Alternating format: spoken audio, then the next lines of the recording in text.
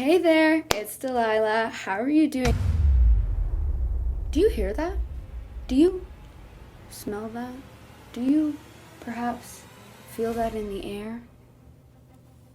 The end is near. Sorry, wait, actually, that sounded way more ominous than I intended on it sounding. The end of my Anastasia series. Yes. Today will be my last video on lexity / anyathena / Anastasia. If you don't know who I'm talking about, hate to break it to you, you have about 6 hours of footage to catch up on. There's 3 other parts that you can watch and then come back. Otherwise, this isn't gonna make any fucking sense, so.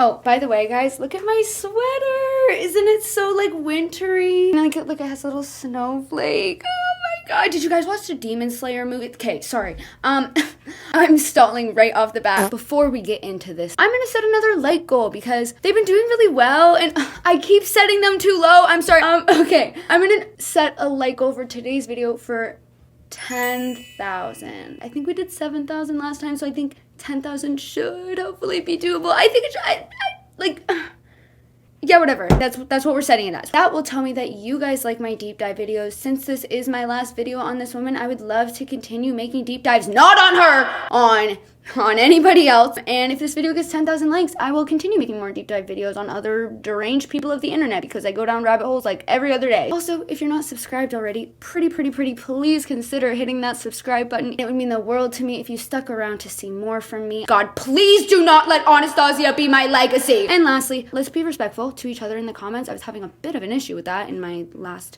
video. Someone was upset at me for addressing Anastasia as she, her. I talked about this in my first 2 videos, but I guess people that randomly joined in part 3 wouldn't have heard me explain my reasoning for this. I don't know why you joined in part 3, but hey, whatever. But basically my stance on it is that I respect people's gender identities regardless on whether or not I respect them as a person. And when we normalize an ideology that supports misgendering people that we don't like, the lines get blurred very quickly, and trans folks will use that narrative to preach a moral high ground when intentionally misgendering trans individuals who have done much less than Anastasia. And yes, Anastasia is objectively a horrible person who I will never have an ounce of respect for, but I am still not inclined to respond with transphobia. But regardless, if you have issues with the fact that I refer to Anastasia with the proper pronouns, please take it up with me. Don't attack random people in my comment section who are referring to her as she, her. Thank you. Okay. Before we get too far into this video, I just want to give a trigger warning for topics of abuse: verbal, physical, mental, emotional, animal abuse, abuse against a pregnant woman, topics of miscarriages, SA and doing actual acts to intoxicated and unconscious people, racism against Black and Indigenous communities, threats of suicide, and outbursts of anger where there will be clips of her yelling. I will additionally try my best to give a trigger warning before I show any potentially triggering content. Now, let's do it. Let's get into it. As you guys know, I love my recaps apparently. I'm pretty sure everybody skips over them, but since this is the last part, I do want to do a recap because there's been 6 hours of footage, so I just want to refresh you guys on all the main events that have led us to this point. Of course, this all started on September 26, 2024, when Anastasia was kicked out of her mom's house. This was due to a conflict that her mom and her had that ended in her mom attempting to file a restraining order against Anastasia. Anastasia says in her video talking about the situation that she does not feel bad if she made her mom fear for her life. After being kicked out of her mom's house, she moved into a trailer with her partner at the time, Casey, tried to steal the neighbor's dog, and then when she was told that she couldn't have the dog, she crashed out at anybody and everybody, and this is where she posted her first video, really screaming at the camera, I know you know the one, I want my goddamn dog. It like rings in my fucking ears. This is also where we caught our first glimpse into her lie, where she told 3 different stories as to why the landlord would not let her keep the dog, and she never elaborated on a single one of them. Anyways, she was kicked out of the trailer after screaming all night at Casey, and this is also where I showed the video of Anastasia claiming that dogs can consent to drinking alcohol. Oh, what a take. After being kicked out, Anastasia raised $30,000 to move into a van. After she moved into this van, she met up with a follower of hers, like one does. Super responsible thing to do. Anyways, she met up with a follower of hers, Marcella, and they went on a date without age verifying or anything, but whatever. She stayed at Marcella's place for 4 days until having an episode on Marcella. One so bad that Marcella's ears were ringing and she was curled up in a ball in the corner begging Anastasia to stop screaming at her. This went on for hours. After Anastasia Anastasia finally left her home, Marcella posted her video statement talking about what happened between them on January 8th, and Anastasia responded by diminishing everything, calling Marcella a narcissist several times, which I've talked about the irony of. I'm gonna elaborate on that point even more in this video. She called her a crybaby and attention whore. She said that Marcella encouraged her to drink, but then she later admits that what Marcella really said was, "Don't quit drinking for me, quit for you," showing how she intentionally and deliberately misrepresents these stories in which she's done something horrible to victimize herself. 3 days after blowing up on Marcella, Anastasia met up with Marcy. They were supposed to be meeting up as friends, but Anastasia, ignoring their rejections, made several advancements at them, tried to pressure them into leaving their partner, and then unconsensually groping Marcy during what was supposed to be an innocent hug. Marcy posted their video statement on January 11th, and Anastasia responded to both Marcy and Marcella by trying to send her fans to harass both the victims and threatening to unalive herself. She also consistently misgendered Marcy, despite Marcy being non-binary, which I believe was Anastasia trying to push this evil cis white woman trope and make the situation about oppression so that Anastasia could maybe look more like a victim. After that, Anastasia changes her username from Lexity to anyathena in an attempt to separate herself from the allegations, but then immediately continues to be a horrible and abusive person. And within the same month that she abused both Marcy and Marcella, she meets up with another followers of hers, Haley, which we covered in my last video, but I do have more to add onto the story momentarily. So she showed up at Haley's house on a random unplanned day that Haley had already been drinking. Anastasia live streamed herself meeting up with Haley, where you can so clearly hear that she is very, very intoxicated. And at some point while Haley is blacked out, this photo was taken where you can also see how very, very intoxicated Haley looks, and you can see how all over her Anastasia is. Haley ends up passing out and waking up to Anastasia touching her in her sleep.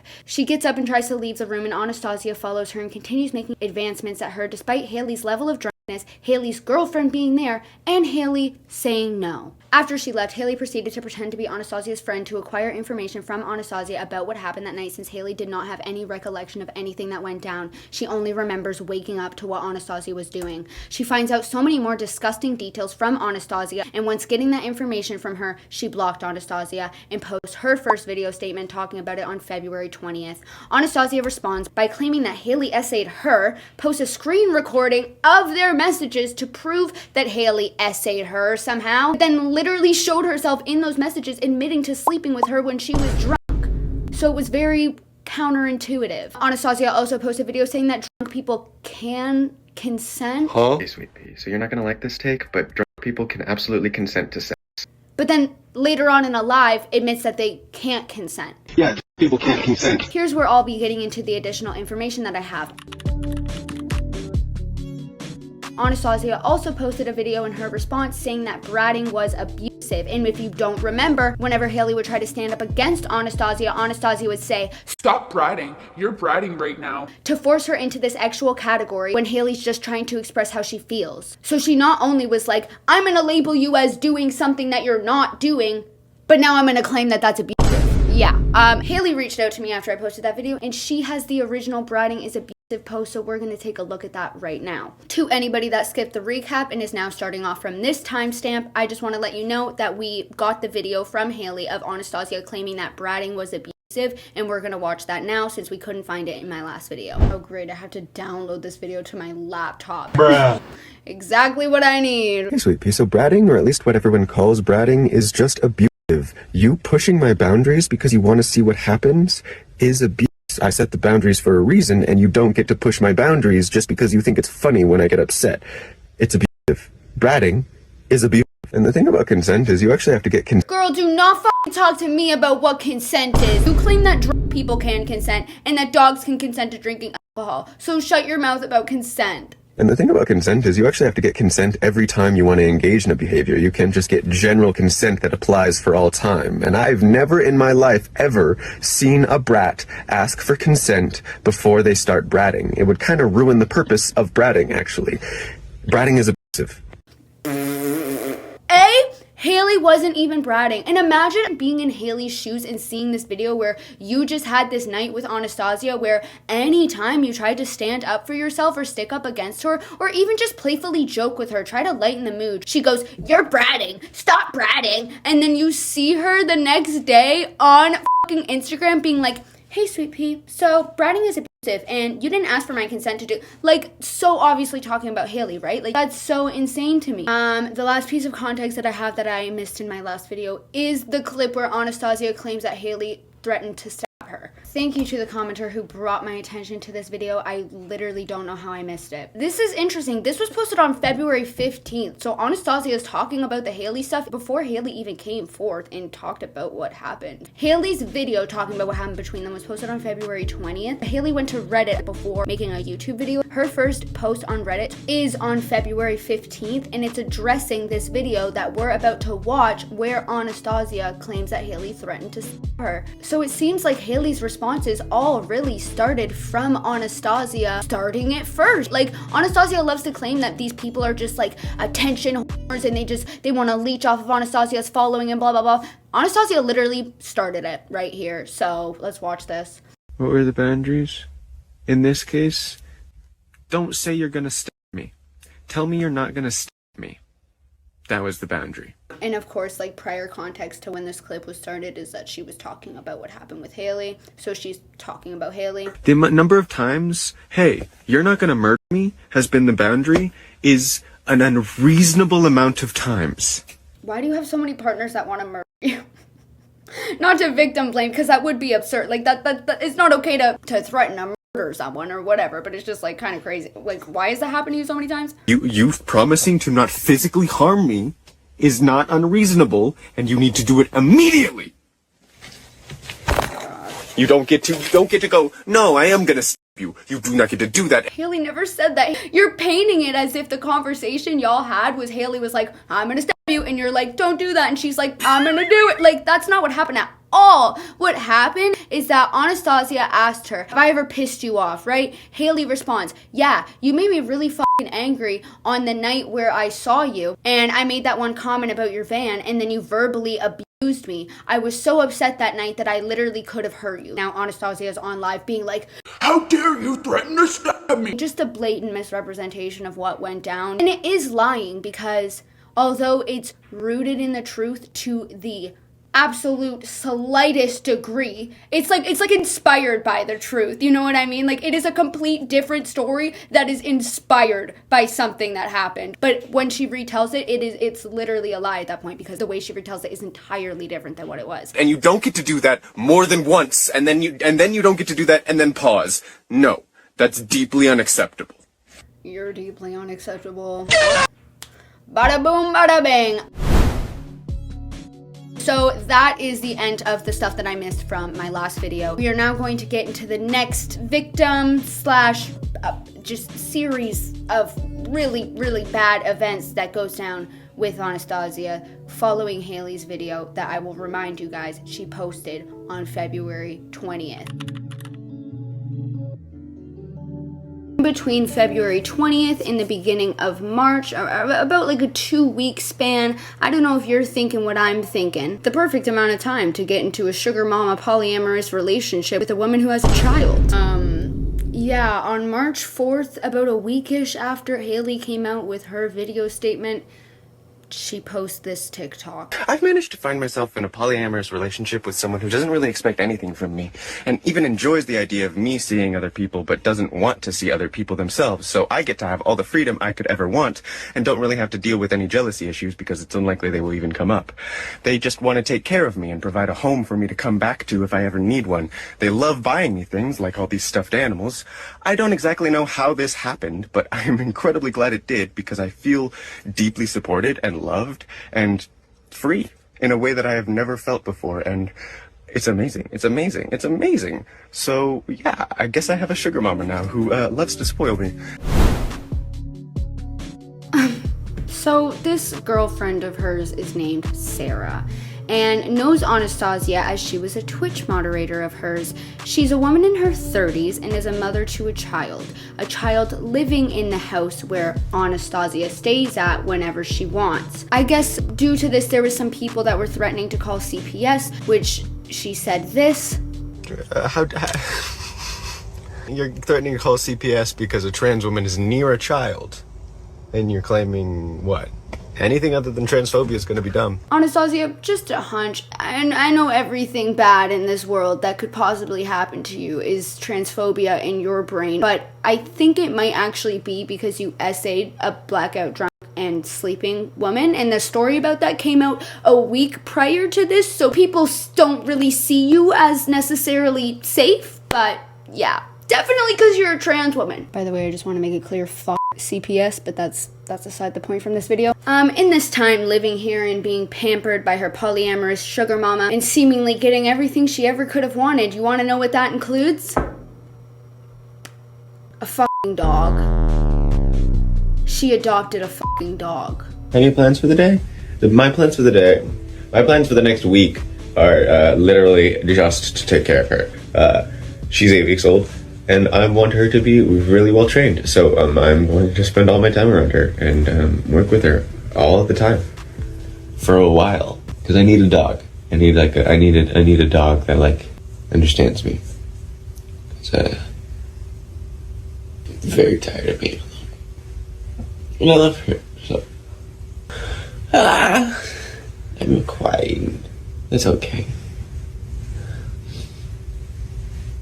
But I can't reach out when I'm crying. Yeah, it does feel good. It feels really good. That's how I feel about that. Yeah, so she has a dog.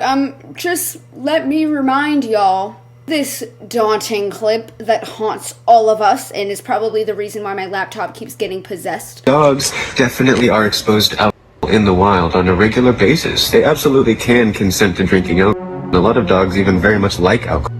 If they go out and find rotting fruit and eat that because they enjoy alcohol, that's them consenting to drinking alcohol. And if you spill an alcoholic beverage and the dog laps up that beverage, regardless of if humans are trying to get that dog to do that, that dog is consenting to drinking alcohol. Because, yes, dogs can consent to drinking alcohol. But hey, maybe she's changed. Maybe she's learned. Maybe she's... Oh, sorry. What was that? I have actually been thinking about getting her an electric collar, because I can't think of another way to like humanely teach her that like this object is dangerous and if you touch this object you will get hurt. Okay, yeah, awesome. Not to mention her having this dog in the van with her that she's renovating and is literally full of fiberglass. Fiberglass. Dogs don't wear shoes. Dogs lick things. They roll around. And fiberglass can be lethal to an animal. Ingestion or inhalation of the small, sharp fibers can lead to severe internal injuries, gastrointestinal blockages, or respiratory distress, all of which can be fatal if not treated promptly by a veterinarian.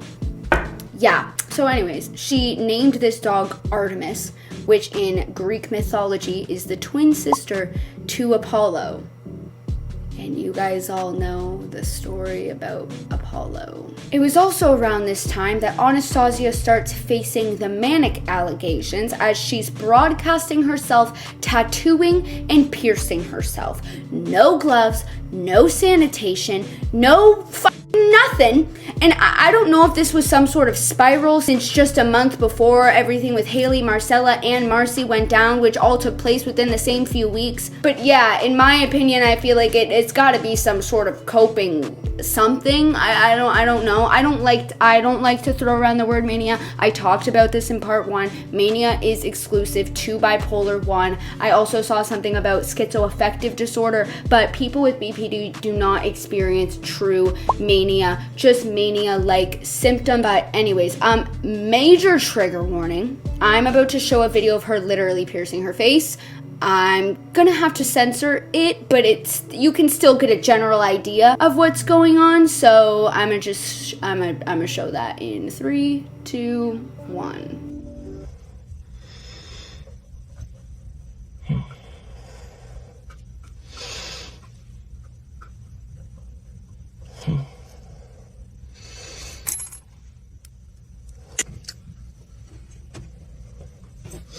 What's up, onesie? Okay, you're good. You can look now if you looked away for that part. If you didn't watch that part, she was wearing no gloves. She was on live piercing a surface bar on her cheek. Oh, hell no, man. Not a little low piercing, not a little, oh, teehee, I'm just gonna pierce that. No, a surface anti-eyebrow. I think it's an anti-eyebrow, what she did. A surface bar on her cheek.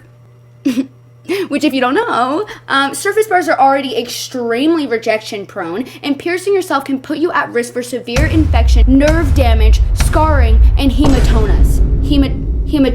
And as far as like infection and stuff like that goes, I really don't think that she's helping herself with this dirty, raggedy ass piercing and no gloves in her van filled with wood shavings and fiberglass. If the dog hasn't already ingested all of them, they're floating around in the air, you know.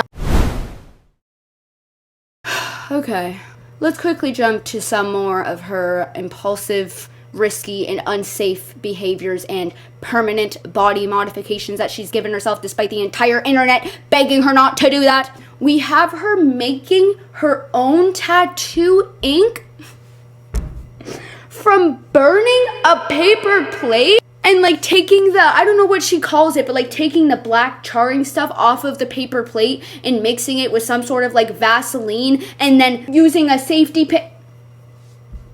Like, okay, I'm gonna show it. I have to censor part of it, but show enough to just give you the idea. I'm gonna show that right now. So today we're gonna try making our own tattoo ink and then tattooing myself, and I have no idea what I'm doing, just to be clear. I'm gonna deposit a bunch of soot on this plate and then mix it with some witch hazel, and I'll come back to you. And after a while of doing this, it looks like that. Now I'm gonna add some glycerin to kind of bind it up together, and then add a little witch hazel to thin it out, and use some sewing needle to put it underneath my skin like it. I don't know, I think this might work, so let's start putting a line into my arm. Yeah, I definitely can't actually show that, but she's stabbing herself with a safety pin covered in this burnt paper plate, Vaseline, glycerin, whatever the shit concoction that she's made. Peep the dirty ass nails, by the way. She then says this. If you wrap the needle in sewing thread, it helps hold the ink a little better. I don't know, I've heard. I'm just making this shit up as I go along, frankly. Oh, lovely.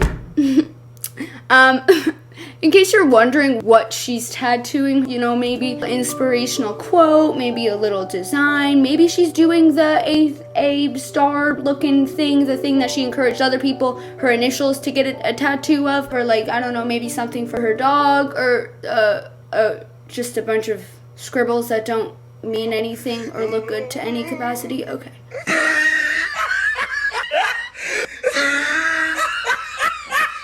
Sick new tattoo, bro. That looks awesome. That's really great. Let me know when you graduate from kindergarten with that chicken scratch ass doodle on your fucking arm. It's not even supposed to be anything, in all fairness. So, I guess the tattoo can't be bad if you defend it by saying It's not supposed to be anything. It's literally just supposed to be scribbles. as you may have peeped, she already has some of these lovely tattoos, as this is not her first rodeo. So I don't know who needs to hear this, but you can actually just decide what looks good. Nobody has to agree with you. You don't have to ask anyone's permission. You can just do whatever you want to your body. I mean, it's your body. Why would it matter to anyone else but you, how it looked? So don't let anyone else's idea of what a good aesthetic is get in your way of what you think a good aesthetic is. You know, like, just go ahead and scribble on yourself if what you want is scribbles. That's what I do, at least. I love you. Obviously, the issue here is not that she's, like, whether or not she's manic. I mean, that's its own issue in and of itself. Whatever the fuck is going on in Anastasia's head is always a prevalent issue here. But the main issue with this is that she's publicly posting and encouraging this extremely unsanitary and unsafe behavior, saying shit like, Nobody can tell you what you can't do with your body. and If you just want to scribble on yourself, go for it. like, if I was under 18 and I was watching these videos and I found out all I needed to do was burn a paper plate and get a sewing needle, I would be posted up with the worst tattoos all over my body. I'm gonna go out on a limb and say that her fan base is definitely within, I'm gonna say like 16 to 24. That's God, if not younger. And like a lot of people that struggle with like mental health issues, a lot of other people that have BPD might struggle with impulsivity. Is that the word? Impulsivity? Whatever. Knowing myself, when I was an impulsive teenager, I would have been like, yeah, where's the paper plates and my lighter, bitch? Like, and like, especially considering the fact that she doesn't even address that it's dangerous at all. And her entire demeanor is that it's no big deal. Yeah, you know what? Don't worry. On April 1st, she actually, for once in the entire history of these several hours and hours of footage that I looked over, she actually swallowed her pride and posted about regretting the whole tattoo situation. So this is a really hard video for me to make. It's definitely gonna hurt my pride, but all of this, it's like incredibly childish. Like, I really have no fucking idea what I was thinking. Just scribbling on my arm in like really ridiculously permanent ink. I mean, it was like fun. It was like, oh, it was a fun joke, but like, how on earth am I gonna get like a real job? Like, Okay. Good for you that you admitted to something. Like, damn, you would think that. What was that again? Oh, it was an April Fool's joke. how on earth am I gonna get like a real job? Like, I need to like double down and get like an actual job working for an organization that I barely understand and definitely don't care about, making a bunch of people who I will never meet or see a bunch of money while I get their scraps. Because like, that's really what life's about. You gotta live every moment of your life as if you're afraid society will crush you if you do not conform to its every whim and desire. Like, what even have I been accomplishing? Just like radically living as myself regardless of how it might make people feel. Okay, yeah, we get it. Oh, capitalism bad. Oh, society beauty standards, like, we get it. The issue isn't that you got an ugly tattoo, Anastasia. If getting an ugly tattoo was a crime, you'd be... well... like, the issue is that you're posting and encouraging this impulsive behavior, not only doing that, but literally showing people how to make tattoo ink and tattoo themselves extremely unsafely and unsanitarily. But yeah, regardless of whether or not she properly addressed the issues here, it doesn't even fucking matter because it was an April Fool's joke. Meaning that her streak of never admitting that she's done anything wrong or influenced people in any irresponsible ways is still ongoing. Why, of course. Anyways, so back to the sugar mommy, dog around fiberglass, child around Anastasia situation. At the end of March, her and her partner actually broke up. I dumped my partner, I think I did. I dumped my partner. Yeah, no, I dumped my partner. Because she was really mean to me and then was meaner when I talked to anyone about it. We just like broken every promise they ever made to me. Ultimately, she broke up with me because I can't find my phone, so I refused to read a text that is her apologizing, and then I told people that she was being mean to me. So... sure, okay. Anastasia can be paired with a mean person. Just because Anastasia is a bad person doesn't mean that, you know, she can't be paired with someone who also might not be the best in relationships or whatever. But I'm gonna go out on a limb and say that I don't think the issue, Anastasia, was that you were telling people that she was a mean person. I think the issue is that you tell your you live stream about it. You live stream all of your personal business. And later on, when we talk more about conflicts that she's had with her partner has made it clear to her that she doesn't like how public Anastasia is with their relationship business. How long was I in a relationship? Oh, just a couple months. Like 3 months, 2 months, 2 months, 2 months, you know. So it's not like, honestly, I'm not that heartbroken about it. I didn't have that much time to be attached. It is very strange to witness Anastasia in anything but obsessive, anxious, attachment style type relationship. I mean, for her to say, I couldn't get that attached because it was only 2 months, like, are we forgetting how attached you got to Marcella in the span of 4 days? I think that this is just kind of what Anastasia is like when she's in a relationship where she's not very interested, so to say, in the person she's in a relationship with. Like, I do have a hunch that this is more for Anastasia about money, perhaps. She left sooner. She hadn't offered me financial stability. I would have left sooner. If it wasn't for financial stability, I would have left sooner. Bingo! Like, that's insane, by the way, to say about your partner. I mean, I guess they're broken up, which is, you know, that's sad. That's really sad that they broke up. But then a week later, they got back together. And she posted this reel on April 6th. Hey, sweet pea. So my favorite part of being in a relationship is getting to borrow my partner's clothes, other than like mutual affection and support. I mean, that shit's overrated. But getting to borrow cute outfits, that's amazing. And this entire outfit was given to me by my girlfriend. She also did my makeup while she was at it. I hope you have a wonderful day. So yeah, her and her girlfriend are doing fine, I guess. Like, as far as right here in the timeline goes, they're doing fine. We don't hear much substantial about their relationship for the next month or so until everything crashes and fucking burns, but we're gonna put that on the back burner for now because I have to talk about how within the next month or so, while not much is happening relationship-wise, sure, Anastasia still manages to keep us on our toes with more racism and misogyny. So April 12th, she posts this video about cis women where she's subtly also dissing Marcy because despite talking about wanting to move on and changing her username from Lexity to anyathena and doing all that stuff to move on, she can't let go. Like, when I first started going down my rabbit hole, the reason I know about her is because I was following her on Instagram come like a year ago or something. But the only reason why I went down my little rabbit hole was because of a post like this, where she was so obviously talking about something going on in her life, and it made me curious to stalk her page some more. And after stalking her page for like 3 minutes, I realized what type of person she was and immediately started unfollowing her. A lot of the time when creators get canceled and stuff, like, the best course of action is to never talk about it again so that people don't know, so that new people don't know, you know what I mean? But I don't think she's ever actually formed a thought of like, you know what, end of sentence. I don't think she's ever formed a thought. Play the video. Hey, Sweet Pea. So I've experienced a lot of cis women who think that they get to experiment with me and it's not cheating and it's not sexual. It is sexual. And if you grab my butt or my That's exactly what she tried to claim that Marcy did to her first. When she tried to Darvo her way out of the situation, she tried to claim that Marcy was the one that grabbed her that way. And if you grab my butt or my boobs, me reciprocating, that's actually, like, you know, kind of normal. That's a normal human interaction.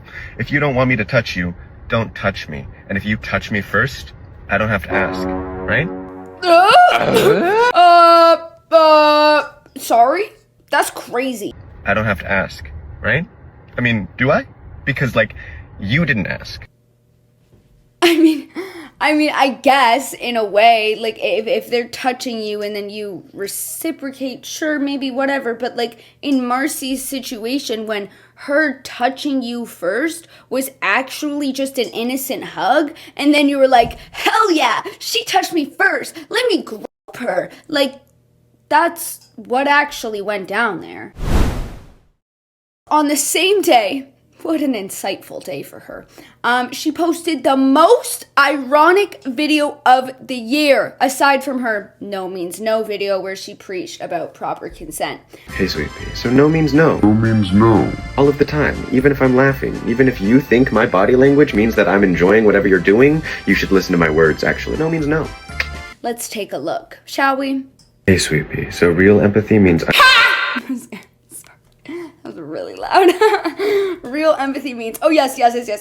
Tell us. What does empathy mean? So real empathy means understanding everyone's emotions and thought processes, even and especially the people you don't like. Oh, my God. She posted this video because of the fact that she's been getting hate. So she's trying to preach to her audience, like, have empathy, even for the people that you don't like, guys.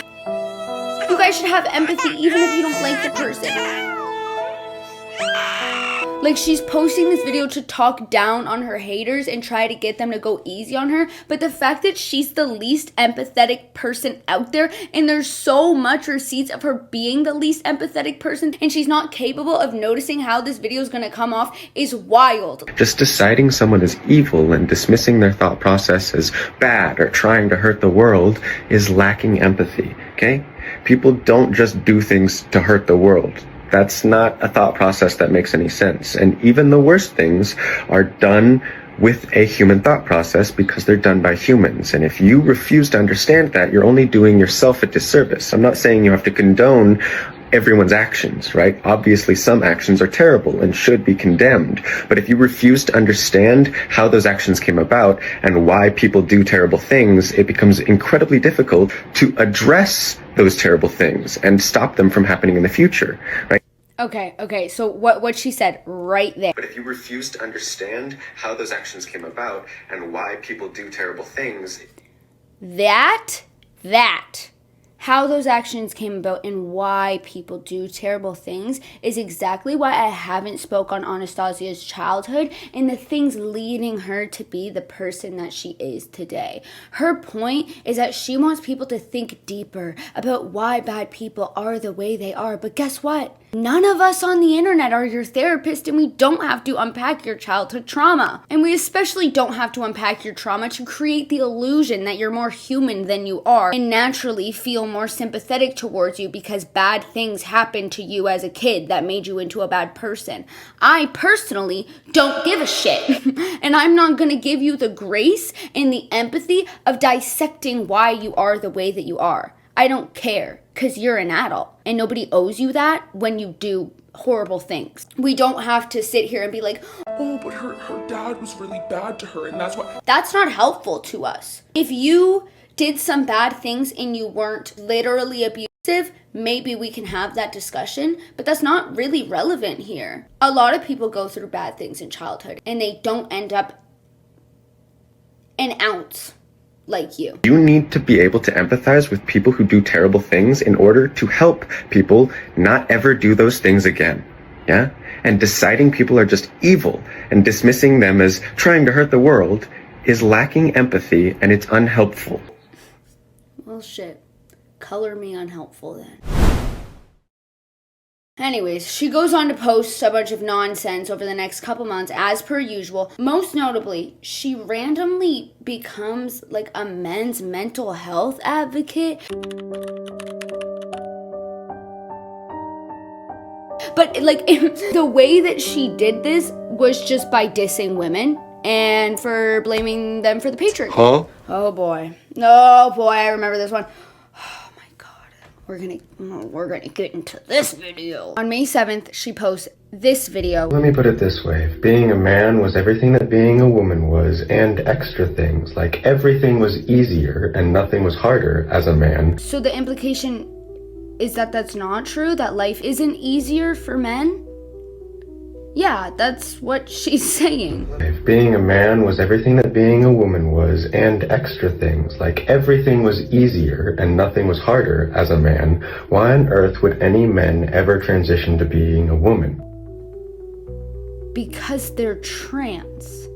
What she's saying here is that her experience as a woman has been no harder than her experience as a man before she transitioned. Her experience being a woman has been no harder than her experience in the world when she was a man. Cool. You know, thousands of male to female trans creators and female to male trans creators have literally said the exact opposite. All right. I'm gonna shut this down right here, right now, with some facts before we even get into this, because I know where this video is going and I know where the rest of these videos are going. So let me just say, it is an objective fact that women are oppressed. You know that, right? You know that male pattern baldness is researched more than endometriosis? You know abortion bans are in effect in 41 states, which, by the way, is healthcare and jeopardizes the lives of women who face severe health consequences and death by carrying a fetus to term, like regardless of your stance on that, it is healthcare. And it's not just the states. Over 1.2 billion women and girls live in places where safe access to abortion is restricted. Did you know that due to systemic inequality in the healthcare system leading to inadequate research about female-only conditions, 80% of pregnancy-related deaths were preventable? More than 5 million women die due to preventable health conditions each year due to doctors not taking our pain seriously.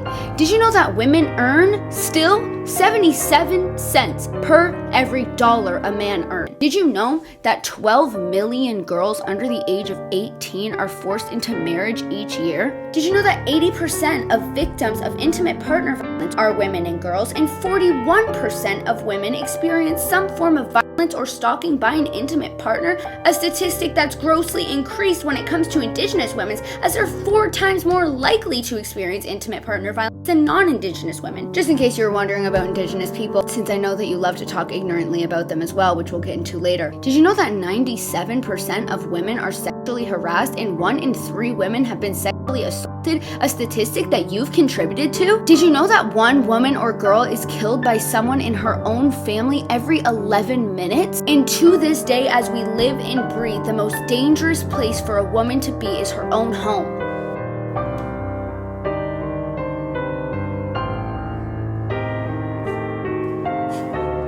I say this with the utmost respect, Anastasia.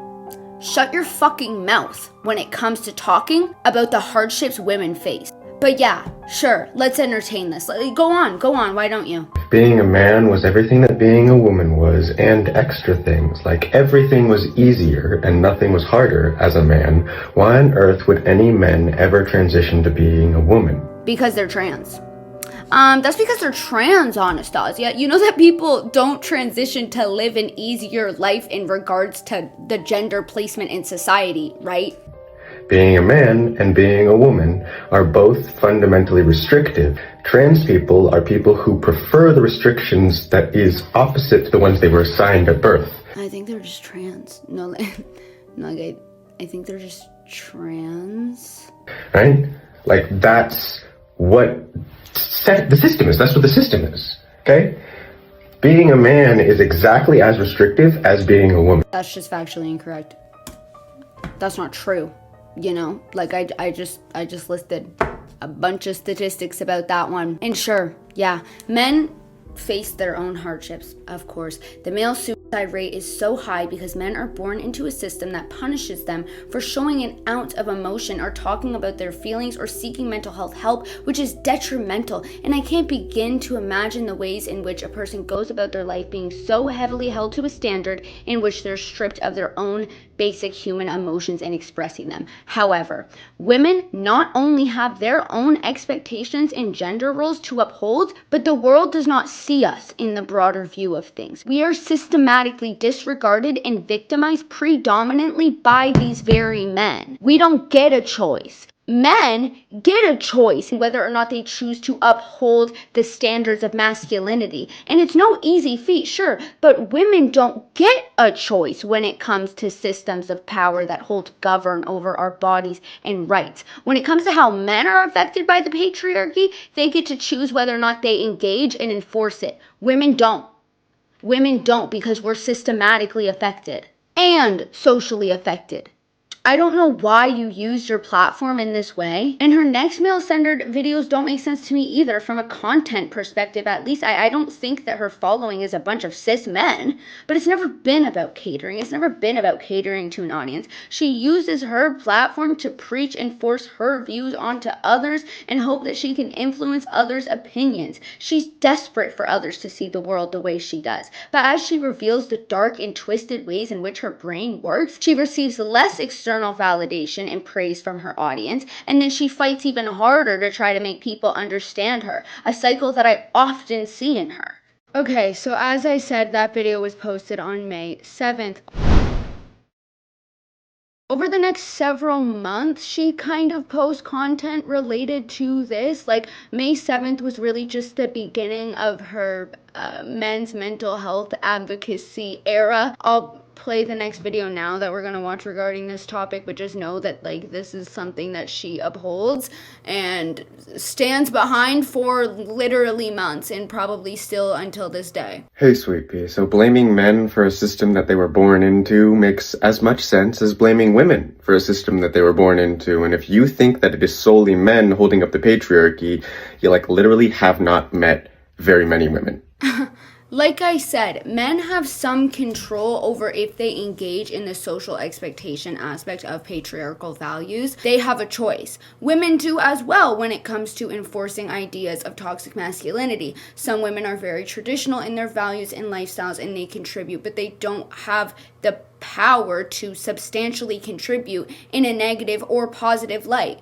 Men do, because as society, their voices are generally more heard. And if you think that it is solely men holding up the patriarchy, you, like, literally have not met very many women. Men do uphold the patriarchy for many reasons I just stated, but also very many women. Huh? If you think that women don't also uphold the patriarchy, then you haven't met very many women.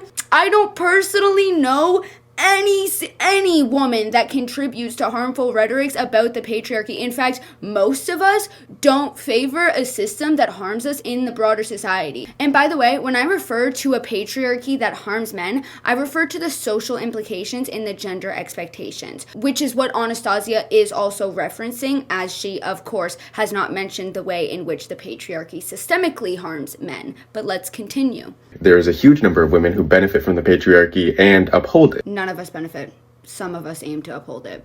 And on top of that, blaming men for their lower life expectancy and blaming men for their mental health crisis is certainly definitely making them worse. Usually when men are blamed for their mental health crisis, the blaming in question is literally people telling them that they themselves should practice feeling their emotions in healthy ways, and they should stop enforcing gender role tropes if they want a change, because they literally hold a lot of power for the course of their individual lives and can influence men around them to do better. That's what the blaming is. The blaming is telling them, hey, you kind of have a bit more of a choice than you act like you do. Be a better friend to your other male friends. Be an emotionally safe space for them. And also maybe practice talking about your emotions as well. You have a choice here. That's what the blaming is. Blaming men for their lower life expectancy and blaming men for their mental health crisis is certainly definitely making them worse and not making them want to fight the patriarchy. If you refuse to let men view themselves as victims of the patriarchy, why on earth do you think that they would ever help you dismantle it? Huh? If they can't personally see themselves as victims, then it'd be silly to think that they'd want to dismantle a system that kills their sisters, wives, mothers, and friends.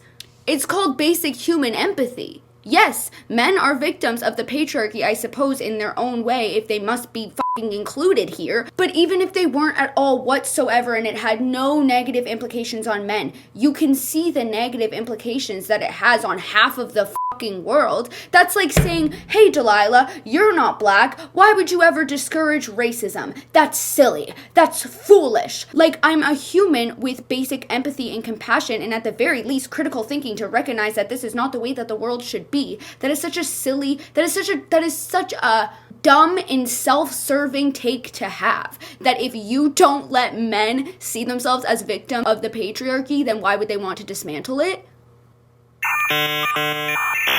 Because they can care about things outside of themselves. Anastasia, I know that you're unfamiliar with that concept, but like, people can care about things outside of themselves. Okay, so now we have this video. The really harsh truth that nobody wants to admit is that cis women making accusations has and continues to reinforce the patriarchy. Of course it does. Of course it does, Anastasia. Why wouldn't it? Next thing you know, she's gonna say that not touching drunk people non-consensually enforces the patriarchy. Like, historically, cis women making wild accusations against people of color caused them to be violently executed. Okay, great. And now you're grouping yourself with people of color again. You love to do that one, don't you? If you're unfamiliar with what I'm talking about, I talked about it a lot in my last video. I went on a whole tangent. We don't have to get into that tangent again. But she literally, after Haley accused her of everything that she did do, allegedly. After Haley made her video about it, she posted a video about being falsely accused and then compared herself to two major historical events of systemic oppression and police brutality in which many black people lost their lives. She compared herself facing online backlash for touching a and sleeping woman to systemic racism. Yeah. It also caused the formation of groups such as the and many other hate groups to protect the white women. Anastasia fucking hates white women. Just because you try to justify your misogyny by attacking white women doesn't make you less misogynistic, Anastasia. She comes for white women so much. She genuinely talks about it and talks about white women as if it's like a slur, as if the word white woman is a slur. Which, by the way, white women can be oppressive in very, very, very many ways. But the way that Anastasia talks about it is she just hates on women, but she puts the word white in front of it as an excuse to hate on women to make it sound less misogynistic than it is. The patriarchy functions in such a way that men are always persecutors and women are always persecuted. Believing that women are always the victims is reinforcing the patriarchy, yeah? I talked about the statistics. The reason why people believe all victims is because if a woman were to accuse a man of SA, of course that man is going to come forward and say, I was falsely accused, because if he doesn't say that he was falsely accused, then that means he would just be admitting to doing something that nobody in their right mind would want to admit to doing, which means pretty much 100% of the time, the men in these situations, whether or not they have actually essayed the woman, are going to say that they were falsely accused. Whereas the woman making the accusations, only 2% of the time is it actually false. It's like such a smaller amount than people like to act as if it is. Let me double fact check myself. How common are false accusations of SA? 2%. Yeah, literally 2%. So, but yeah, sure, Anastasia. Believing that women are always the victims is reinforcing the patriarchy. Yeah? You actually do need evidence. I actually do need evidence. I'm gonna eat my laptop. I'm gonna eat it. I'm gonna take up the microchip, and I'm gonna eat it for dinner. And then I'm never gonna listen to her again. I'm so glad that this is my last video on her. You actually need evidence. Yeah, like the plethora of evidence that Haley had against you. Like the videos of her blackout fucking drunk getting in your van where you could so clearly tell and hear that she's drunk. Oh my god, is this real life? Real life, like Bluey would say. Medication should I take again? No. What's she taking today? Hello? No. The photo of her where you can so clearly see that she's drunk. The text messages that you fucking posted of you admitting to sleeping with her when she was drunk. Like that kind of evidence, Anastasia? Like that kind of evidence? Oh, okay. Okay. You actually do need evidence, because otherwise you're just reinforcing the patriarchy. I hate you. Okay, that one is so brutal. Another video in her men's mental health era. There's so many videos that she makes about men, about the patriarchy, blaming cis women for the patriarchy. When I say that she went on like a kick of men's mental health advocacy in the worst way possible, it was like all of her content was centered around this for a little period of time. It was actually insane. All of her lives too. Here's another one. What benefits do women get from the patriarchy? The same they get fucking... Okay. Yeah, you really have some good points. Really put your thinking caps on, Anastasia. Let's try to get through this one. Okay.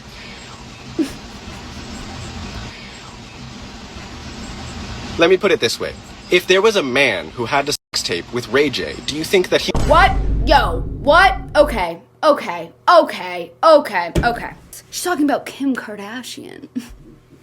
Oh my gosh, Kim Kardashian. The infamous example as to how women benefit from the patriarchy that systemically oppresses us, the patriarchy that has so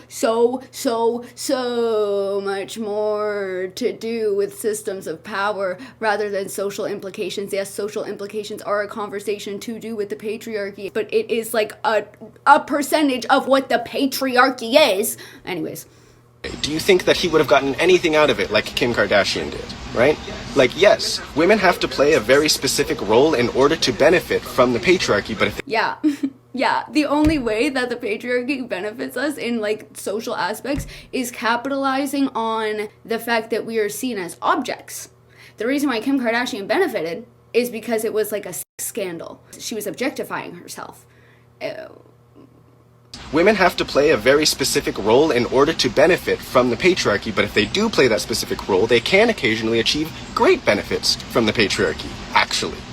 Yes, I guess specifically in reference to women who make money via X work, they can receive money. Is this what you've been referring to this entire time when you've been talking about how the patriarchy benefits women? Is that it? Is that all? Is that all? Just the percentage of women that are X workers that can make money? Awesome! Actually.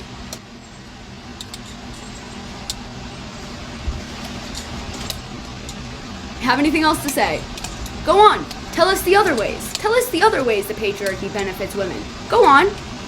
Come on. Why are you not saying anything? Oh, that's the end of the clip. Oh, she doesn't say anything else.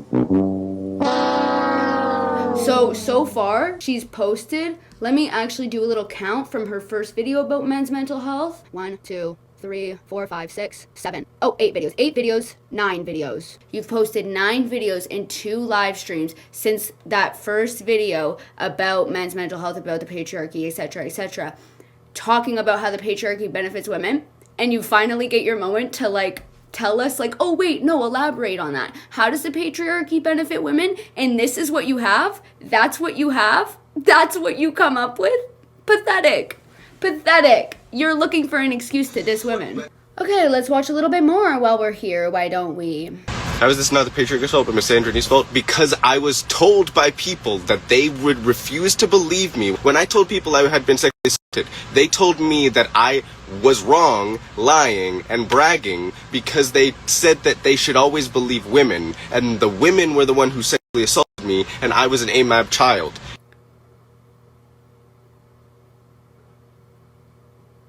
It is misandry. It is misandry. And misandry and misogyny are 2 halves of the same whole. And misandry is a Why is she pronouncing misandry wrong? and misandry is a real thing. And if you can't understand that, go the f*** away. Okay, see ya. No, I'm just kidding. I don't know. She's talking, like, I guess this was sparked by the fact that when she was a child, she was essayed, which is horrible. And that's what sparked this. That's not good that you weren't believed, Anastasia. So what's that got to do? Hang on, let me read. What does that have to do with anything? They told me that I was wrong, lying, and bragging because they said that they should always believe women, and the women were the one who sexually assaulted me, and I was an AMAB child. Yes, there's a conversation to be had about men being taken seriously for actual crimes committed against them, especially as it pertains to women. You know, you do see stuff like this. You'll see, you know, some shit about a teacher, right? And doing some messed up stuff to, like, a little boy, and the comments will be like, huh, I wish that was my teacher. That's, like, disgusting and abhorrent, and, like, we should believe all victims, Anastasia. It's not a gender conversation. You're the one that said to not believe all victims. But when we say believe all victims, we're not talking about gender. You know that, right? We're not talking about gender. We're talking about victims. So everything that we have always said is believe all victims. So what the fuck are you talking about? Why the fuck is this a conversation of misandry? Men getting assaulted should be treated the same as women? Yeah, but it isn't. And the reason that men's sexual statistics are as low as they are, because you refuse to let men view themselves as victims. And when a woman does sexually assault a man, you refuse to believe it. Like men's sexual statistics are lower than the actual numbers. I do believe that statistics regarding that are underreported, although that's not really how statistics work, because they don't just go based off of how many people report things to the police, because a lot of women also don't report things to the police. Although I do believe they are lower. A lot of men that are essayed don't even realize that they are until potentially later in life. They, you know, like, it's a discussion for sure. It's sad. It's horrible. It's not good. But that is an example of how the patriarchy does also negatively affect men. Not as much as it negatively affects women, but it does. Like, why can't we agree on that?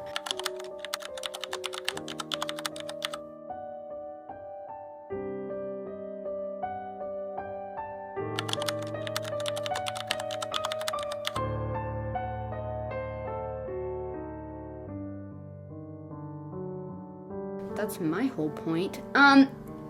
We are freaking moving on, though, from this whole, like, men's mental health creator, like, sure, some of the things she say are remnant of truth, because men, yes, are negatively affected by the patriarchy as well. But I think that she finally thought of a way to, like, just be misogynistic and also attack women victims of SA by saying that they're upholding the patriarchy. You saw it.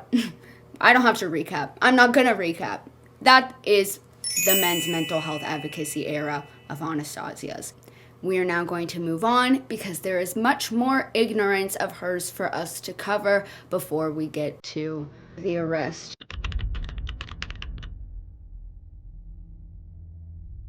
We will get there, but first, Native American people. Am I right? Huh? Oh, I wish I was Native American. Actually, why can't I be Native American? Says Anastasia. Alrighty, let's get into that. The audio cut out, so I'm going to say the beginning of her sentence for her. Don't be confused by that. So can anybody explain to me the utility of Not allowing people who aren't native to practice native culture. what the f*** do Native people owe you? It's their culture. Why would they owe you letting you practice it? What, because you feel like it? No, that's not how it fucking works. You talk so much about this privileged white woman trope. You hate on cis women, you hate on white women. Oh my god, you hate them so much. I always think back to this clip of Anastasia when she was kicked out of her mother's house and she said, just because she's a white woman doesn't mean that she's in the right, or something along the lines of that. I'll put it on the screen right now. Nobody believes me when I tell them that my mother is manipulative. And it took me so much longer to understand that she was being abusive because so many people were just minimizing my thoughts. Just because she's a fucking white woman doesn't mean she's a good person. Sweet pea, so if you're a cis white woman, you need to understand how deeply terrifyingly privileged you are when it comes to everyone that isn't a cis white man. The mere allusion to your victimhood will get minority groups killed. You, as a cis white woman, are not immune from your privilege. You are deeply privileged, and you are terrifying to every minority group. Understand how terrifying their victimhood is to me? Like,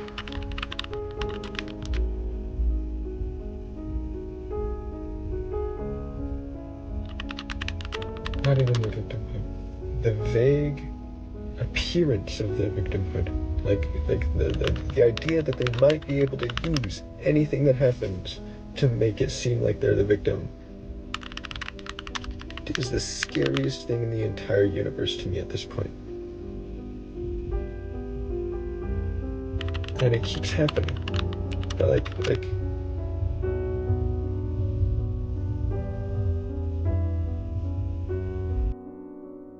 Anastasia, you are being an ignorant, privileged white woman right now. You are being what you hate. You are being what you talk shit about so fucking much. The only difference is that you're not cis. That doesn't make you any fucking different from this trope that you fucking hate because you speak about white women from a place of them being privileged due to the fact that they're white.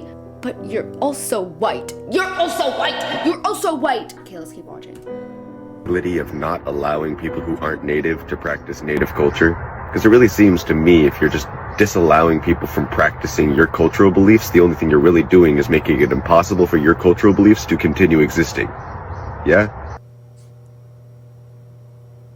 Native children make up 26% of all people in foster care, but they only make up 1.7% of the population in the United States. It's the highest disproportionate rate in the entire United States. So, because it really seems to me if you're just disallowing people from practicing your cultural beliefs, the only thing you're really doing is making it impossible for your cultural beliefs to continue existing.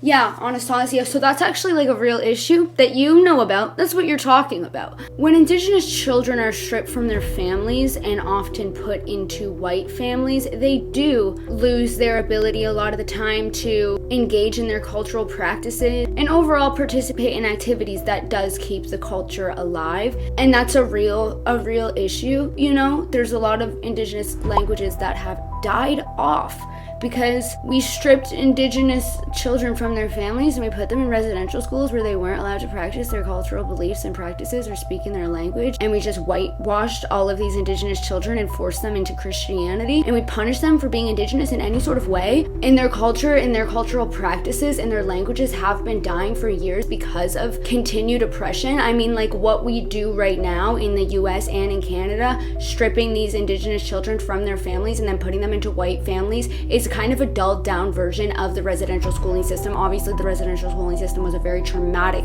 and horrible thing that happened, but it's like the modern day discrete version because we're stripping them from their culture by putting them in these white families where they're not able to practice their culture. So for you to use that fucking trauma of that against them and say, you're not letting me engage in your protected cultural practices. You're the reason why your culture is dying. You're the reason why these languages are dying out. You're the reason why it can't keep existing because you're not letting white people engage in your protected cultural practices. Go to fucking hell and eat a fucking Anastasia. You are... Okay. I'm sure if you were nice to an Indigenous person, you'd get invited to the powwow, but like, you know, there's certain things that it's just like, okay, well, if you're not part of that culture, like, yeah, you can't do everything, Anastasia. You're not the center of the fucking universe. Did you know that? You can't do everything. I know you've never understood the concept of no means no, but like, I don't know, Yeah, shut up. Sorry. I'm mad at her. I'm always mad at her. Yeah? Like, what is the other function of disallowing people who aren't native from practicing native cultural beliefs respectfully? Do you have an Indigenous friend? No, you don't. You don't. Like, you want people on the internet to give you permission to engage in cultural appropriation without being ridiculed for it because you, the white savior, are keeping the culture alive. What the shit? And Anastasia, if you do want a genuine answer to your question, white people cannot generally engage in Indigenous practices because doing so is widely considered cultural appropriation, a concept deeply rooted in the historical context of colonization and cultural genocide. Indigenous communities were systematically dispossessed from their land and prohibited by law from practicing their own cultures and ceremonies for generations. So for many Indigenous people, the use of their sacred symbols, ceremonies, and traditions by non-Indigenous people devalues their meaning and perpetuates their oppression and maintains a system of dominance and consumption. Indigenous people faced severe penalties for their traditions. It is still something that Indigenous people have to fight for. The oppression still stands. The wound of that will never heal over. And so when a white person goes and wants to play dress up and engage in their cultural practices, they don't face any obstacles when they adopt these practices. There's no fight for them. There's no historical context that makes it so important to them that they can practice these things. It's not fucking important for you to practice these things because you haven't lived a life in which your family has suffered generations of trauma and oppression and still largely face oppression and systemic oppression. So it's not really your right to A, do it, B, get on the internet and fucking complain about it like they owe you shit. That is so wild to me. But I have good intention.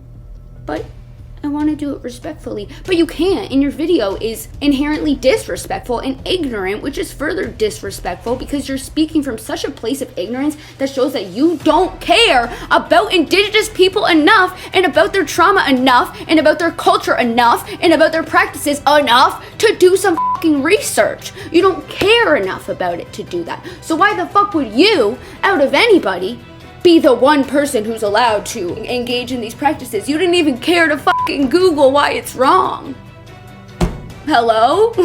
Like, what are the negative consequences of doing that? Okay, I just told you the negative consequence of doing that. Like Google. Like, maybe Google something. Like, it took me one Google search. What is the other function of disallowing people who aren't native from practicing native cultural beliefs respectfully? Like, what are the negative consequences of doing that? Because it seems like the only consequences are not allowing anyone to practice native culture, you know? And so fucking what? Like, and so fucking what? Because it's not your culture. So why are you talking all smug like, it seems like the only thing is you're being a bitch. You're not letting people practice your culture. So entitled. Like, why is she so smug when she talks about it? Guys, I'm gonna cry because she's making me so mad. I'm actually tearing up. Like, how can you be so stupid? How can you be so stupid and ignorant? And you preach about systems of oppression all the time, and you try to leverage off of, like, black trauma and systemic oppression for some reason. Like, can you just be white? Hey, can you just be white? And normal? Maybe? Yeah, so that super ignorant take about Indigenous people, that video was posted on April 15th. And then she posts this video on April 19th. Creepy. Have you ever asked someone a question that they are incapable of answering, and because they're incapable of answering, they get mad at you as if it's your fault? And the reason they're really getting mad is because the question is something that is integral to their identity, something that they consider deeply morally important, or they've integrated into their very identity. Yeah, so when it comes to something so integral to someone's identity, such as their culture or their racial/ethnic identity, something that is so deeply rooted in them, in their place in the world, in their daily life, and historically, and in their family, and everything to do with that, maybe you don't have to poke and pride at them. Maybe you just, like, listen. Maybe you just, like, listen. Oftentimes something religious, and you asking why they believe it or the way that that belief works and functions makes them upset. Yeah, you can Google it. You don't have to be disrespectful. I don't know if you've ever had somebody ask you questions and you know that they're asking you questions because they're trying to argue with you and because they're trying to, like, find little flaws in what you're saying so that they can ask more questions and be like, well, why can't I practice it then? Well, why can't I do this? Well, why can't I? Like, you're not asking these questions from, like, a genuine interest. Your last video showed that these questions don't come from, like, a genuine interest because you could just Google it. I just Googled it. I just told you, based on my schooling and based off what I Googled and what I researched, that didn't take that long for me to research, why you can't participate in these practices unless, like, an Indigenous person does involve you in it. Also, they don't owe you. Like, all of this is so privileged, being like, why can't they explain it to me? Huh? Why can't you break it down for me? Huh? Like, they don't owe you shit. Nobody owes you anything. Because they don't know themselves. That's not why. They don't owe you. They don't owe you. What do they owe you? And I bet for a fact that if that video was still up, I'm absolutely 110% positive that people were trying to explain to you in the comment section. And you're just hammering down on the comments that are offended because this is something that evokes emotion in people. You're just hammering down on those comments and being like, well, looks like you're emotional and you're not actually explaining anything to me, so therefore you're wrong. You don't even know why your own identity. You don't even know shit about your own identity. God, you're insufferable. You asking why they believe it or the way that that belief works and functions makes them upset because they don't know themselves, and they have to confront the fact that they don't know themselves when a deeply held moral belief that they believe in is questioned. Why are you questioning? But, like, that's the thing. When a deeply held moral belief that's so integral to their identity is questioned.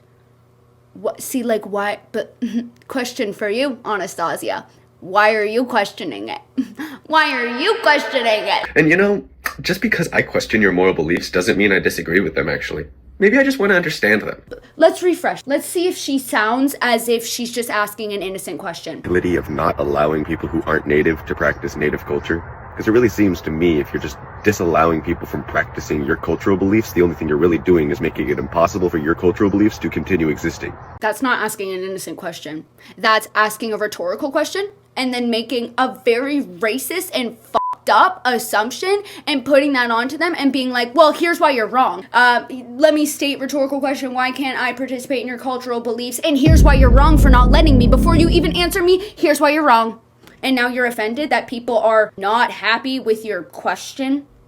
And just because I question your moral beliefs doesn't mean I disagree with them, actually. Maybe I just want to understand them. Did you ever think about that? Because I do. I want to understand all things. And because I am asking doesn't mean I immediately disbelieve it. It means I'm asking. Yeah, so in the context of the video that you posted a couple days prior to this, you weren't asking. You were asking a rhetorical question and then telling them why they're wrong. Be so for real. Any freaking way. So yeah, that's April 15th and April 19th that she goes on that little spiel. Just because she realized that she hadn't attacked enough marginalized communities, so she was like, oh wait, she spun her little, like, Price is Right wheel of, like, marginalized communities that she could attack. We have cis women, we have black people, and we have indigenous people now. Goody gumdrops. Oh, dogs, do dogs count? Do topics having to do with whether or not people can consent count? Because that's on there too. Do children count? Do talking about children's genitals count? That's on there too. Oh gosh, now we have to watch that video. This video is not really anything. Okay, yeah, that's the indigenous person situation. Super fucked up. Let's go to the child I don't know. This video was posted on April 30th. Really good takes for the month of April. Jesus. Hey, Sweet Pea, so if you think that gender and sex are the same thing, why do you think that it is normal to color code your children so that strangers know what their genitals look like? You know, in my system, one where gender and sex are separate things, dressing your children doesn't let strangers know what their genitals look like. Yeah, so normal people, when they see a little girl wearing pink, they don't think about her genitals. They just think, oh, that's a cute little girl. But when a child is born female, you refer to the child as she, her, and then maybe when that child gets older, maybe they'll transition. We don't know, but like that child's a baby, so and a lot of babies like look kind of genderless because they're just like little bald blobs, like this, you know what I mean? And so that's why you have a baby girl, you're tired of people being like, oh, he's so cute, so you're like, oh, I'm gonna give my baby girl a pink hat so that people know that she's a she. It's really as simple as that. I don't know why you're talking about genitals, Anastasia. Because that's a weird thing for you to want strangers to know about your children. Yeah? Yeah, nobody agreed with that also. She ended up taking that video down because everyone was like, yeah, it's a weird date. Okay, so now that we have gotten to just all the little stupid fuck-ass opinions that Anastasia has had, now that we've gotten past her extremely bad takes regarding men's mental health, as well as indigenous people, as well as children and their genitals, we're now going to move back on to the timeline regarding her and her partner, Sarah. So, as I've stated, she announced her relationship with Sarah on March 4th, nearly 2 weeks after Haley posted her video statement on February 20th. Within a day of this announcement, people started to threaten to call CPS as they believed Sarah's child was not around a safe individual. March 18th is when she showed her new dog, Artemis, which we talked about not only why is that problematic for her to own this dog due to her Trek record, she seems to have not also educated herself on how to safely and responsibly care for a pet. She faces the manic allegations for tattooing and piercing herself live on March 25th and March 24th. And on March 31st, she announces that she had dumped her partner because her partner was mean to her and didn't like how Anastasia would tell people that she was mean to her, aka live streaming the details of their relationship conflicts. But then less than a week after spieling all her business to TikTok Live, she got back together with her partner in a TikTok she posted on April 6th, referring to Sarah as her girlfriend and then continuing to refer to her as her girlfriend from there on out. Throughout April and May is when she goes on that kick about men's mental health, aka her poorly disguised misogyny, Native American people, and posts that weird video about children in their, And now we're looking at June of 2025. On June 21st, Anastasia announces her engagement with, polyamorous sugar mommy child CPS situationship turned marriage. And she announces it in this weird video where she disses misogyny. No, she would never diss that. She loves that. Where she disses monogamy. Oh my god. Okay, yeah, she announces her engagement in a weird video where she decides to come for everybody that's in a monogamous relationship. Let's watch. Hey, Sweet Pea, so I'm polyamorous and engaged, and if you can't imagine me wanting to sleep with other people without it meaning I love my partner less, then you don't have a definition of love outside of ownership. Sorry? If you're upset at your partner wanting to sleep with other people, then you don't have a definition of love outside of ownership. Some people are monogamous, just like how some people are polyamorous. You know that your way of living isn't the only and utmost divine and justified way of living? Nobody's lifestyle, sexual orientation, gender identity, religion, etc. should be shamed unless it's actively hurting people. And you preach about this all the time. Sorry, have I been misinterpreting when you preach about systems of oppression? Were you actually only preaching for yourself and saying f all other gender identities and sexual orientations? Like, what? Also, I wouldn't dream of doing something that would negatively affect my partner's self-image and be a detriment to our built and established trust and boundaries. And cheating and sleeping with multiple people isn't the standard in these relationships, in monogamous relationships, and that's not related to ownership. It's due to not wanting to hurt your partner, or I would argue, loving your partner. If you guys are in an established monogamous relationship and you understand the type of detriment that does to somebody's self-image, you love them less if you are that impulsive and horned up that you don't care about the repercussions in the way that would negatively affect them to prevent yourself from cheating on them. There is a world outside of yourself, Anastasia.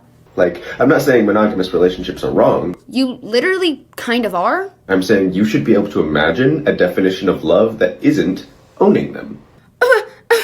Okay, so you just said that you're not saying that monogamous relationships are wrong, and then you literally defined monogamy as ownership again, same breath. So what are you saying? You're not saying that they're wrong, but you're saying that they Suck, and that you're trying to own your partner if you're monogamous. I'm saying you should be able to imagine a definition of love that isn't owning them, because that's weird. Yeah, wanting to own your partner is weird. Good thing that's not what monogamy means! So yeah, that was her engagement video. The following days, she's, excited about her engagement. She's going live. She's talking about, her engagement, her wedding plans. She's talking about her black and purple mini skirt wedding dress. Her words, not mine. I was thinking probably like black and purple lace, or white and pink lace, like either like a mini dress, which would be super cute, or like a very large hoop skirt with like a parasol. I mean, to each their own, right? Her and I clearly have different tastes, as we know from this ugly ass wedding ring. Check out my ring. It's alexandrite, so it's purple in this lighting, but if I go over here to natural lighting, it gets more like greenish blue. So yeah, she announces her engagement. She's talking about it the next few days. She has all these plans. She's gonna get married in her purple and black mini skirt dress and her Team U wedding ring. Honestly, heartfelt story. Following these posts and talking about her engagement, she goes on to get married and live happily ever after. On opposite day, a few days later, she called off her engagement. Just a few days after dissing monogamous relationships as a whole and saying that basically means ownership and announcing her engagement, she called it off. Karma's a bitch, or whatever Jojo Siwa said. But yeah, no, she calls off the engagement, and then in true Anastasia fashion, what does she do next? Oh, my engagement's off? Time to live stream because I'm in fact engaged to the grind. The grind being frantically yelling into your phone screen and blocking anybody that disagrees with a single thing that you said. So yeah, this is the first clip that I have from one of her lives. Like she met me, and who I was a person who talked about their life on the internet. Right? I'm still that. She's mad at me for being who I am. Which is like, off, actually. You left me. After proposing. Because she cannot communicate her needs. Ever. Right. Yeah, she left you because she cannot communicate her needs. I'm sure you did nothing wrong, as per usual in this dynamic, as you in fact do tend to go out of your way to reciprocate people's needs and respect their boundaries, as you do. So I'm sure it was simply because she couldn't communicate. Ew. Are you gonna huck a loogie at us right now? What the hell? She doesn't like me being online? No, she doesn't like me being online, and she specifically doesn't like me doing this. Yeah, me fucking neither. Her and I have one thing in common, that's for sure. She specifically doesn't like me doing this, which means talking about my life at all, because it involves her, and she's a narcissist. Anastasia, you fucking stop it. You stop it. Stop. Are you aware of the fact that you've called every single person in your life that you've gotten in conflicts with narcissists? Your parents are narcissists. Marcella's a narcissist. Marcy's a narcissist. Haley's a narcissist. Your ex-fiance is a narcissist. The homeless man on the side of the road is a narcissist. The woman live streaming herself crashing out and sending her followers to attack her victim and then threaten to unalive herself when she's called out for her actions is a narcissist. Oh wait. Oh wait, that's you. Oh wait, I've talked about this. Oh wait, I think I'm having a sense of deja vu to my first 2 videos where I had to break down NPD, narcissistic personality disorder, and talk about how we know that you have BPD. And BPD and NPD are both cluster B personality disorders, meaning that they exhibit a lot of the same symptoms. But a main difference between NPD and BPD is a lack of empathy and a grandiose self-image. And then I proceeded to show several clips of said grandiose self-image. And I mean, your entire internet existence has exuberated a lack of empathy. And I also talked about how an NPD outburst comes from when the facade in that pedestal that you put yourself on and your grandiose self-image that you create for yourself is challenged. And then I showed further examples of how it seems as if your outbursts do come from when this grandiose image is challenged. But yeah, I'm sure your ex-fiance is a narcissist and everyone else in the world who doesn't like you is also a narcissist. Gosh, do you have a cameo? Can I get a cameo of you calling me a narcissist? I'm starting to feel a little left out here, like everybody else is. Come on, just say it one time. Delilah's a narcissist. I want to feel included. If you know someone talks about their life online and you don't want to be talked about, don't get into that person's life. Or, and I know this might be a crazy concept, you could just not talk about everything ever online. Nobody asked you to do that. It literally benefits nobody. I don't see any live gifts popping up on your screen. You're not making money by doing this. You don't get paid unless people are gifting, and your 31 viewers, oof, sad numbers, but your 31 viewers aren't gifting because we'd be able to see it pop up on screen. So you can't excuse your oversharing as like, oh, well, I get paid to do it. No, you don't. If you know someone who talks about everything in their life online, who talks about everything online, and you don't want to be talked about online, don't get into that person's life. Pretty basic stuff, actually. Look, the person that's screen recording it is actively trying to escape from you. Sorry, I wasn't going to include that, but I just noticed that it looked like they were trying to swipe away from her in the middle of her talking. You know, in the same that if you don't want a girlfriend who's a star, don't date stars. Yeah, whatever. She's saying, like, it's her fault because she shouldn't have gotten into a relationship with you because she knows that you stream online. You know, most content creators have the slightest bit of awareness to grasp the harm of sharing every single time you shit and wipe to the internet because it affects you and other people that have clearly shared to you that they don't want to be involved in this. It's your job as a partner to respect that. Okay, yeah, so like blah blah, surface level Anastasia type manipulation and rewriting the story, but I know some of y'all are comment watchers, alright? I saw a comment on my last video about how when she was in the midst of crashing out and screaming at her camera, there was someone in the live telling her to do a backflip. Feel like I made a mistake, this is how I'm gonna grow and move on, and they're just fucking, you made it. So I know some of y'all are reading the comments. Did you perhaps catch this comment?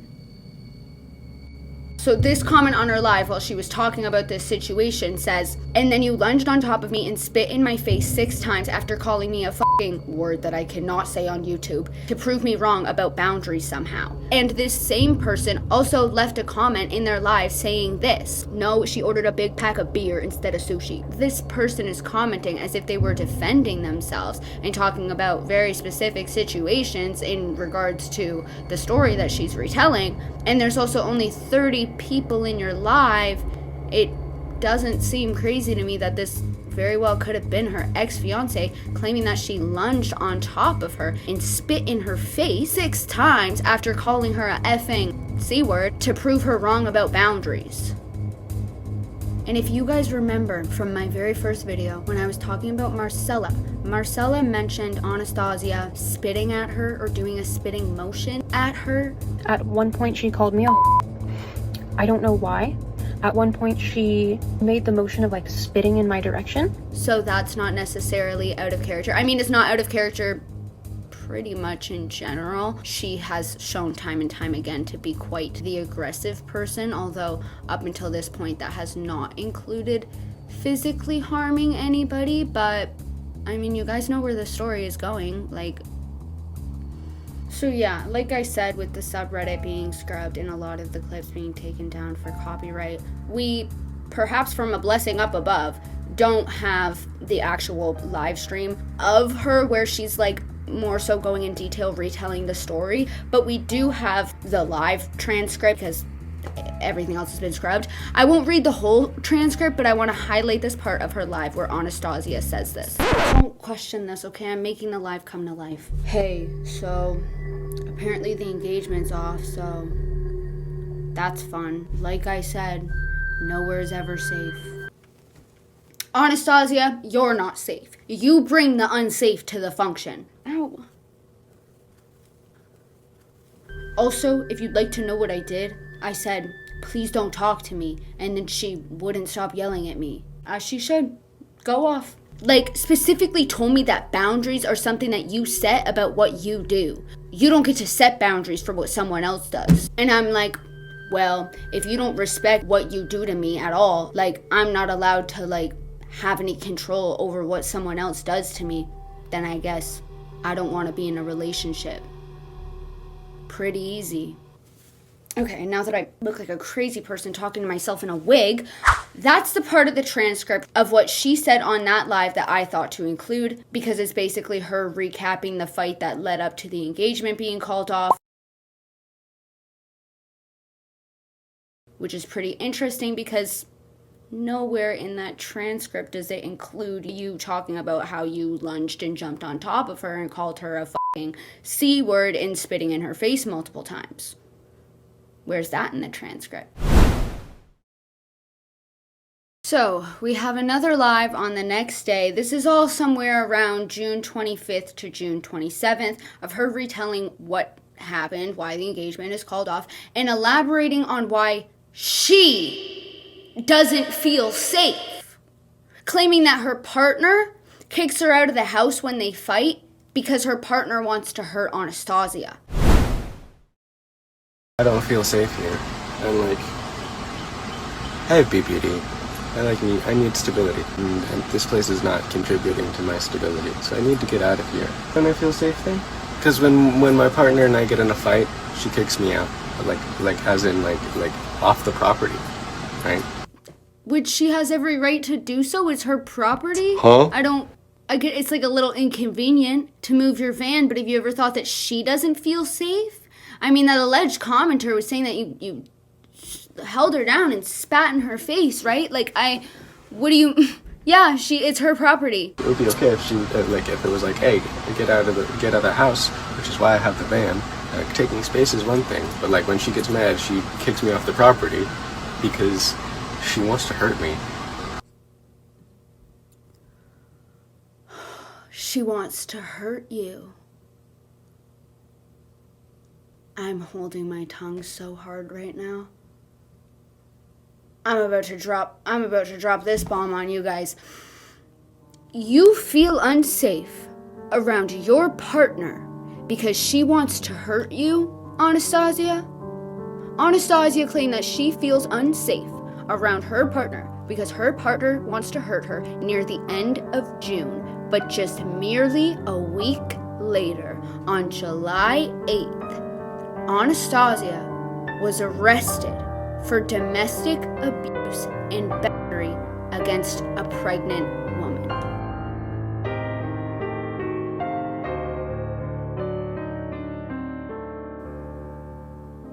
We're at that part.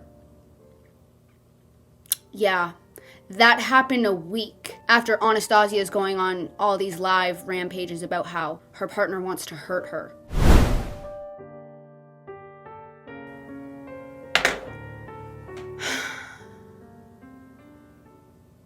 I know it's like owned type situation. It's like, there's a lot of things I could say here to really rub it in her face that she's been trying to spread this narrative that everybody else around her is a narcissist, everybody else around her is abusive. Her partner that broke up with her and called off their engagement wants to physically hurt her. And then a week later, she gets arrested for battery, domestic abuse and battery and resisting arrest against a pregnant woman. This is easily a moment where I could have my mic drop and I could be like, oh, owned, got you, you've been claiming that she wants to hurt you, look at what you did a singular week later. But like, a pregnant woman? a pregnant fucking woman? Domestic battery and assault against a pregnant woman. Now, I saw some speculation about how in the state that she lives, technically spitting on someone could be considered, or I guess it is considered domestic battery and assault. Like, one could only hope that that's what happened. I say one can only hope that because that would be like the lesser severe of assault. Unfortunately, I don't think that's what happened because of the fact that her partner was in her live comments like a week or so ago talking about the time that Anastasia pinned her down and spit in her face, and her partner didn't call the police then. So I am inclined to believe that something more severe may have happened that got her partner to call the call. I want to point out the obvious, that that's a person carrying a baby, a developing baby. A baby obviously is a lot more fragile than a person. Like, I hope that the woman is okay, but like, okay, like a pregnant woman can't consume alcohol, tobacco, and they have to limit their caffeine intake. They can't take certain medications like Advil. They can't have seafood or fish high in mercury, deli meats. They can't go into a hot tub or take a hot bath. They can't lift heavy things or engage in strenuous activity. They can't even change fucking cat litter or stand too long. All of those things put a baby at risk. And not to mention just general stress. Like, I hate to say these things when we don't know details, but I do aim to inform, and enduring physical violence can not only harm you, but it puts your unborn baby in grave danger. During pregnancy, physical abuse can lead to miscarriage and vaginal bleeding. It can cause your baby to be born too soon, have a low birth weight, or suffer physical injuries. Physical abuse during pregnancy significantly increases the risk of miscarriage. Studies showing that women who experience physical violence are substantially more likely to lose their pregnancy compared to those who do not. I don't have words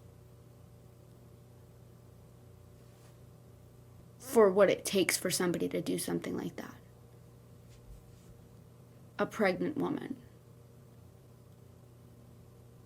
You beat a pregnant woman.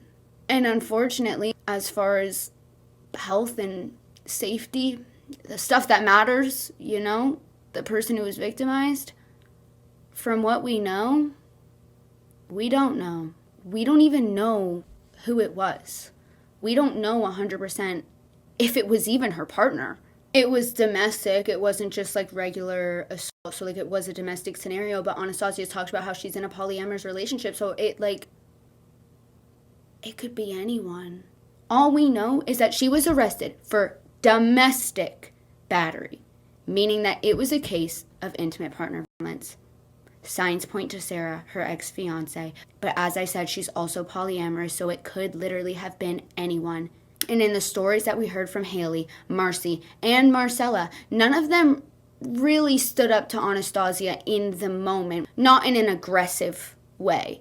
So if Anastasia is hooking up with many people, an altercation arises, Anastasia gets triggered and yells, and the recipient fights back and yells, we can only imagine how Anastasia might handle that type of confrontation. We know she doesn't like to be challenged based off of how heated we've seen her get just from reading comments on a screen. And we've seen how horrible and abusive and physical in ways, you know, knocking stuff over and breaking stuff and screaming in these victims' faces, etc. When these victims, specifically I'm thinking back to the Marcella story, all that she was doing was curled up in a ball begging you to stop. I can't imagine what a situation would be like if someone started like yelling at you back.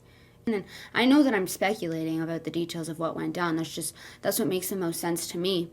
And all any of us can really do right now is speculate, because she got arrested on July 8th. She was bailed out on July 10th. And she's been radio silent. This stuff fucks with my head, dude. This is like, I don't know. Maybe I'm like too.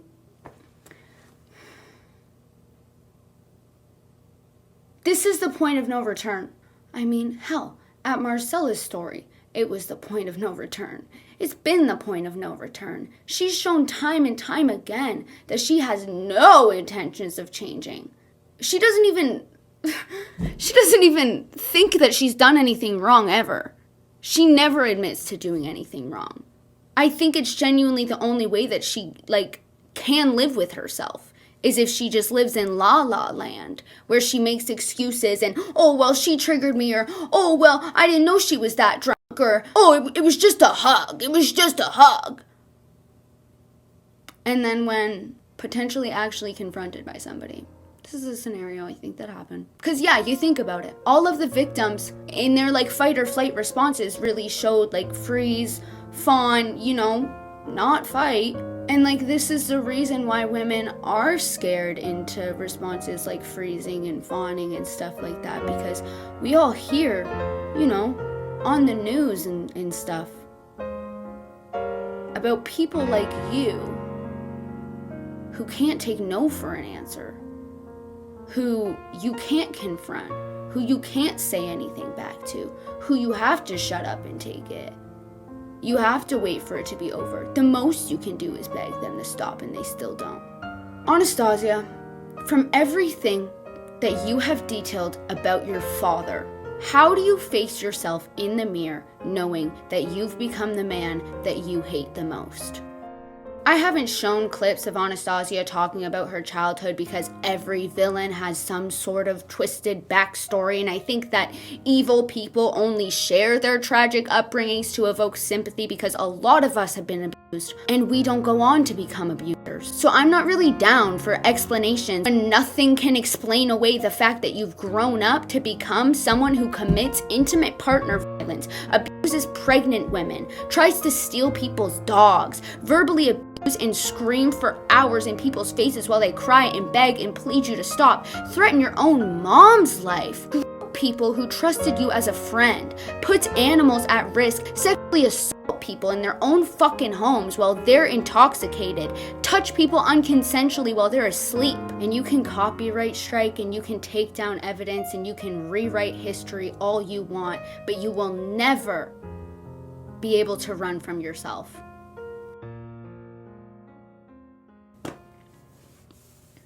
How you guys holding up? We're almost done here. So, she was arrested July 8th, bailed out July 10th. And then she went radio silent. Well, after she went radio silent after she had to sneak a quick live stream in there 6 days after she was bailed out of jail, playing the piano. Huh?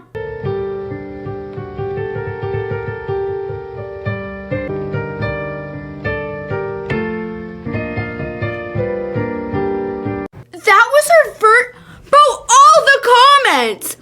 On a pregnant woman, you resisting arrest. Check the Tulsa County Insta account. They're the ones that posted her mugshot. People are tagging accounts for other people to look at. She's just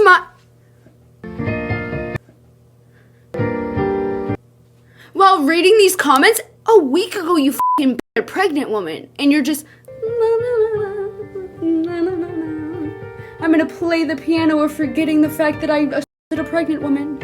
I'm gonna play the piano of amnesia, cast a little spell on you.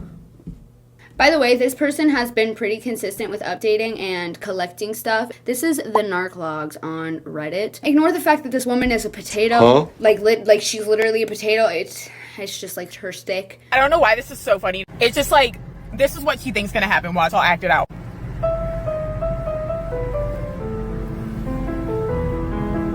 Oh my god. Now you see that right there? That's why I always knew the allegations weren't true, because look at, she is just so blissful and carefree. That is not her heart. Yeah, what was the goal there? That's insane to me.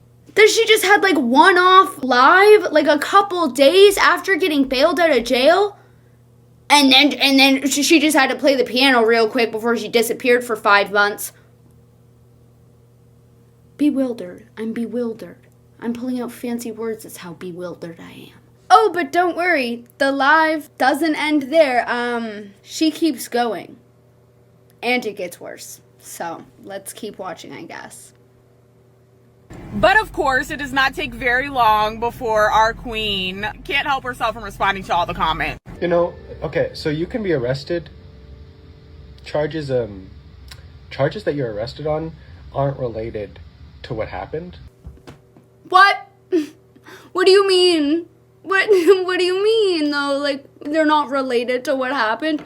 Oh, yeah, I was actually sitting in a park writing some poetry, and I was just arrested. It wasn't related to anything that happened. Charges that you're arrested on aren't related to what happened. It's related to what cops think. You shouldn't trust cops. Like, oh, I did resist arrest. This is a common tactic with narcissists where they will admit to one bad thing they did so that you view them as a trustworthy person. So in this scenario, she is choosing the least bad thing that she did, and she's admitting to that. And then you'll also notice her saying the thing that she did do was not that bad. But like, believe it or not, most people resist arrest. Because the position that they want to force you into is one that is uncomfortable. And cops... What was that? The position that they force you into is one that's uncomfortable? Because the position that they want to force you into is one that is uncomfortable. And cops will do this thing where they physically won't let you do the thing that they're asking you to do, and because you didn't do the thing that you're physically unable to do, they'll charge you with resisting arrest. You should never trust resisting arrest as a legitimate charge, because it is never a legitimate charge. Address what? I've never been charged with BNA. Never been charged with that, actually. You've never been charged with battery and assault. What is this? Is it AI? I don't... I signed up for therapy today, which is nice. I hope so. Like, genuinely. There never was a pregnant woman. I don't even know what you all are talking about. There never was a pregnant woman.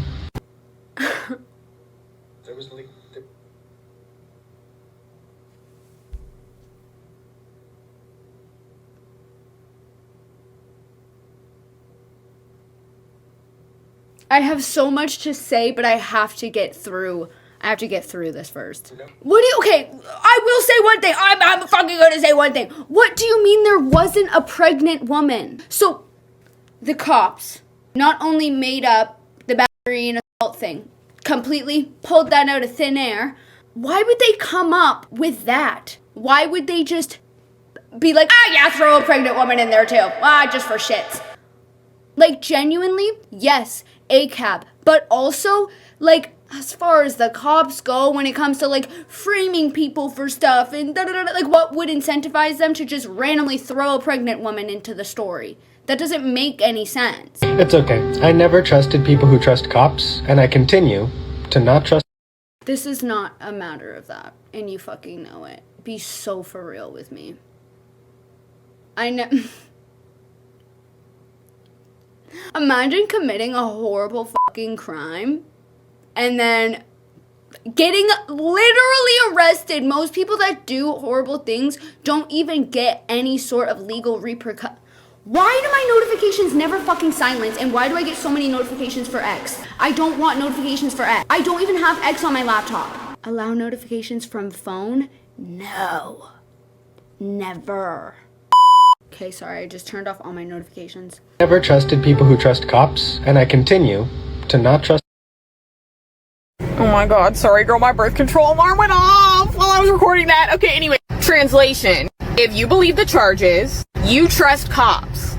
And if you trust cops, I don't trust you. Yeah, I think that's what I was saying. I don't know if I even finished my sentence before my laptop pissed me off. But, like, most people don't even face any sort of legal repercussions when they do horrible things. So for it to go as far for you to face any sort of legal repercussions, like, there was enough that you were able to face legal repercussions, and then just to come back and be like, ACAB, right?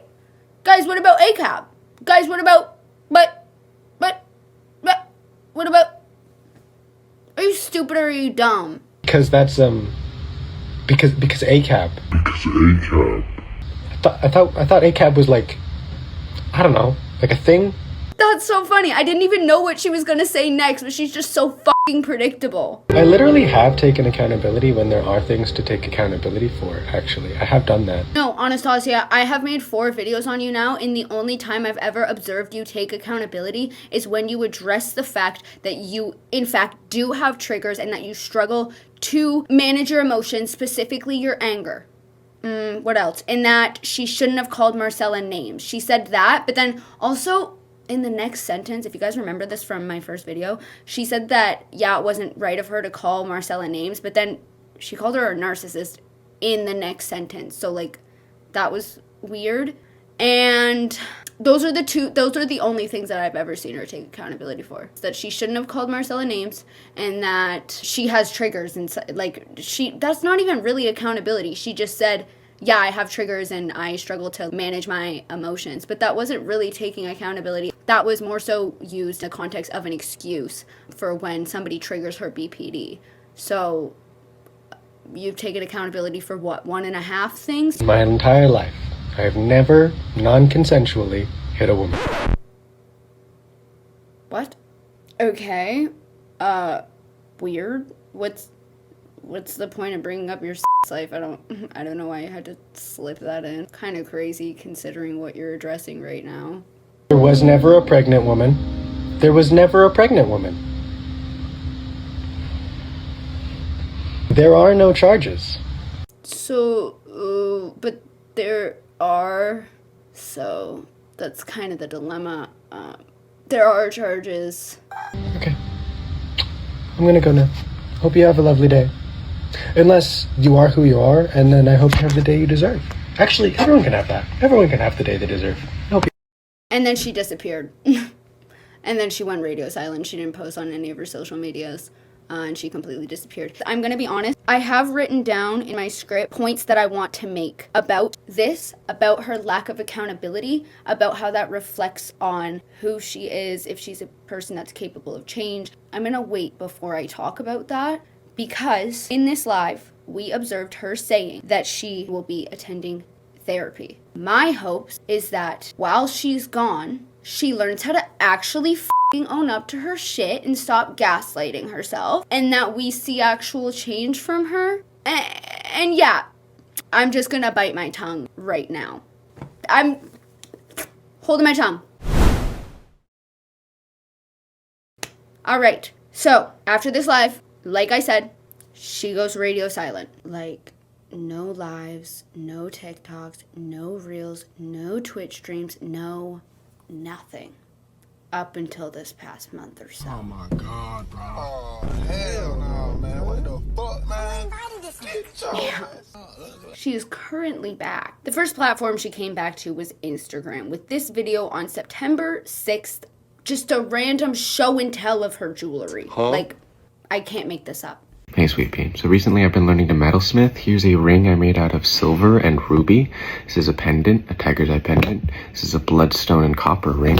This is a agate pendant. Isn't that wonderful? I hope you're having a lovely day. Hey, Anastasia. You're gonna... No? Alright. The caption of this video said... This is her first post! Like, I know I said that, but also, like, that was her first post. That was her first post after leaving for months and months and months after getting arrested. Everybody knows. Everybody knows. Under the comments of every single one of your Instagram posts, people were telling other people about the fact that you were arrested for domestic battery and assault against a pregnant woman. Everybody knows. And you come back, oh, look at my ring collection. I've really been into, like, metal work recently. I honestly, I think I've gotten pretty good at it. I was inspired by the metal handcuffs that I was put into when I beat a pregnant woman. Like, the caption of this post does say, I'm gonna live my life a lot more privately. Thank fuck! You could live it entirely privately. Nobody asked you to come back. Pockets hurting though, huh? I'm gonna live my life a lot more privately since people that harass me are way more dedicated than the people that like me. As they should be. Because you need to be held accountable for your actions. And the judicial system has failed to do so, so here we are at least telling people about the kind of person you are. They should be able to make an informed decision on whether or not they want to follow you after finding out the type of person that you are. So they should be able to know. They should have a right to know. You are an unsafe person. We are literally just trying to prevent more people from being victimized by you because you love to meet up with your followers. And of course, right, in that video, showing off her jewelry, the comments are turned off. But according to this post on Reddit, her comments are full of people calling her out as well as arguing with people about how there's no charges and the police lied.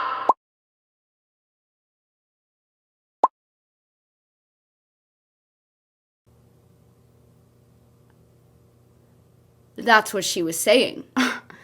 Anastasia. That's the first thing. That's her first time addressing it since she's come back. She posts this stupid video showing her ass rings, caption kind of vaguely talking about how she's going to be private. But then the first time she actually addresses what happened is in comment sections arguing about how the police lied. About how the police lied and that there's no charges. Remember that live I reacted to, the live stream that she did 6 days post-arrest, where she was also denying the fact that there were any charges, saying that the police lied, saying that, pregnant woman? I've never met a pregnant woman in my life. There's no pregnant woman within a 100-mile radius of me. I've never seen one, honestly. I think they're a myth. Yeah, you remember. It was just a moment ago. I said after watching that live that I was going to bite my tongue about what I had to say about that because of the fact that she said in that live that she would be attending therapy, okay? She was gone for like 4 months, attended therapy, and I wanted to see maybe when she comes back, maybe she'll have a different opinion about it. Maybe she'll actually take accountability, etc., etc. Clearly fucking not. So, yeah, I'm not going to hold my tongue about that anymore because what the fuck?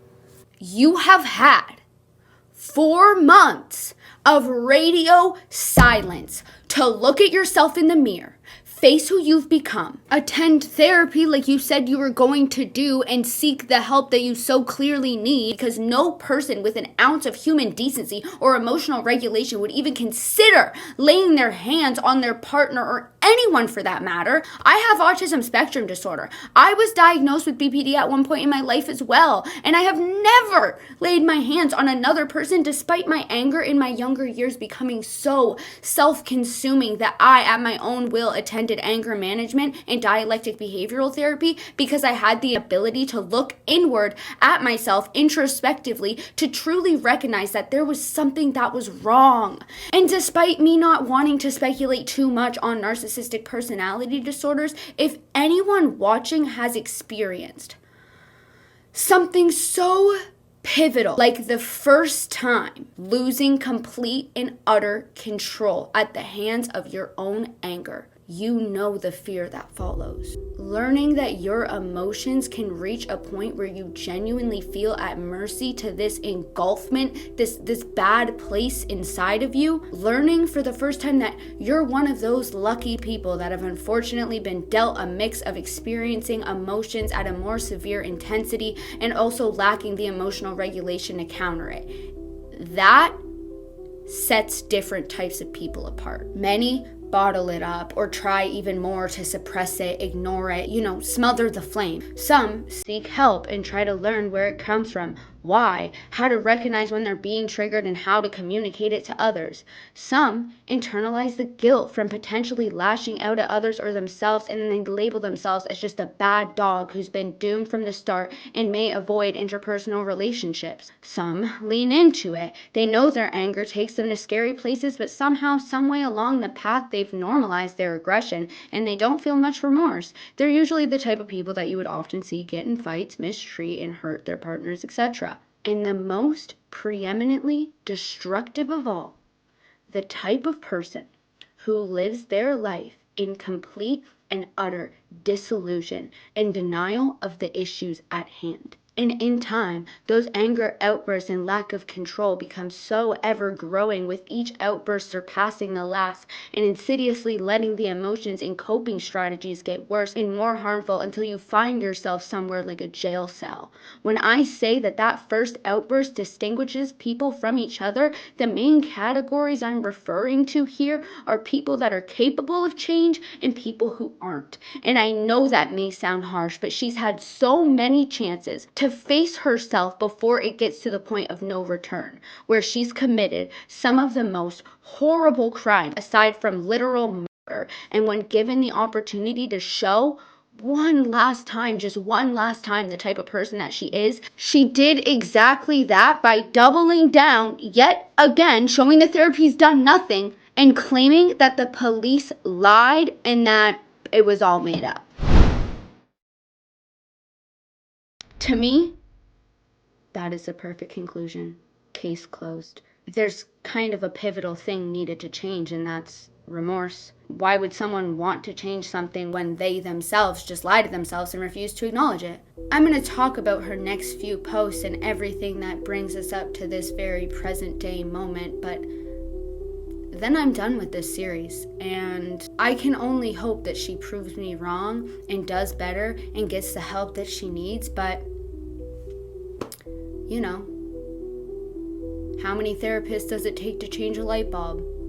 None. The light bulb has to want to change. Why would someone want to change something that they don't see as broken or corrupt? The most we have ever gotten from her is her admitting that she can't control her triggers. But when it comes to specific events where she is triggered and she can't control them and is given the opportunity to say something, anything remnant of apologetic, she denies, attacks, and reverses the roles of the victim and offender. Darvo is a common tactic seen in narcissistic abuse. And I'm just gonna leave that at that. On September 11th, she posts another reel that I can't show because Daddy YouTube already flagged my last video. Basically, on September 11th, she posts a video describing what is, and then she describes what a soldier does, and she describes it by listing off the same exact things. So the point that she's trying to make, of course, is that soldiers and terrorists are the same, and that is the last thing that we've heard from her on Instagram. What a note to end off on. She came back with two ass posts, one about her rings, and then telling people in the comment section, oh, the police lie, and then she's like, soldiers and terrorists are the same. Huh? Could have left those both in the drafts. You did not have to come back for those two stupid fucking posts and then just leave again. Well, I'm glad you left again, but why did you come back in the first place? I do want to say that I do have some good news. For those of you who are disheartened that the recent coverage from myself and some much larger channels hasn't seemed to really dent her followers at all. I mean, she's hardly posting. Her comments are off, which flags to her followers that something's up, and then maybe gets them to check out what's going on and potentially learn about all this stuff and unfollow her. And then before she turns her comments off, I mean, they're filled with nothing but people talking about what she's done. How would 280,000 people stick around? In my second video, in the first few minutes of the video, I showed a screenshot of what her following was at, and it was at 282,000. That was nearly 2 months ago. And you mean to tell me that she's only lost 3,000 followers? Like, sure, that's a lot, but that's only a small dent for 280,000. For the amount that people, like, revel in fear about cancel culture, this shit does not work. But, rest assured, this is the good news. I, the amazing video essayist and detective that I am, please subscribe to my channel, I'm literally losing my fucking mind, looked into her analytics, where we can see, okay, yeah, looks like there's a quick decline in her growth. Oh, what's that? 3,000 followers in a day? She got 3,000 followers in a day? But wait, she hasn't been posting, right? I thought her last post was on September 11th. Why did she gain 3,000 followers on this random day in December? That doesn't make any sense. How does that even happen? she's buying the shit out of her followers to try to combat the fact that people have been rapidly unfollowing her. Yeah, she's buying the shit out of her followers. That doesn't happen. I remember a time where I gained a good few thousand followers in a day, and that's when I posted a video that got almost 20 million views. She didn't post, subtle flex, she didn't post anything. She's been completely silent. And also, her lack of consistency with videos posting on the algorithm tells Instagram that you're not an active account and it wouldn't be pushing your old videos like that. And like, I don't need to give you more reasons. She's buying her followers. She's buying the out of her followers, and it's so funny because she's too fucking broke to even keep up with the decline. She's still overall lost nearly 30,000 followers, like overall from like I think like the beginning of the year or something. So don't worry, soon she's gonna be one of those huge Instagram accounts with absolutely no engagement whatsoever and permanent algorithmic damages, as the platform does not favor this behavior and it will only get you further suppressed. So things are not looking up for her. Okay, anyway, so she posted that one video on September 6th, the other one on September 11th, and then nothing. Radio silent on all platforms for another month until she mustered up the courage to come back to TikTok, where she actually does acknowledge the fact that she's been gone. On November 21st, she posted this TikTok. Hey, sweet pea. So I'm back. I'm gonna start posting again. Please don't. Please don't. Hopefully that goes well. Life is hard, but I figure that's just the way life is sometimes. That's not... Yeah, life is hard when you beat pregnant women.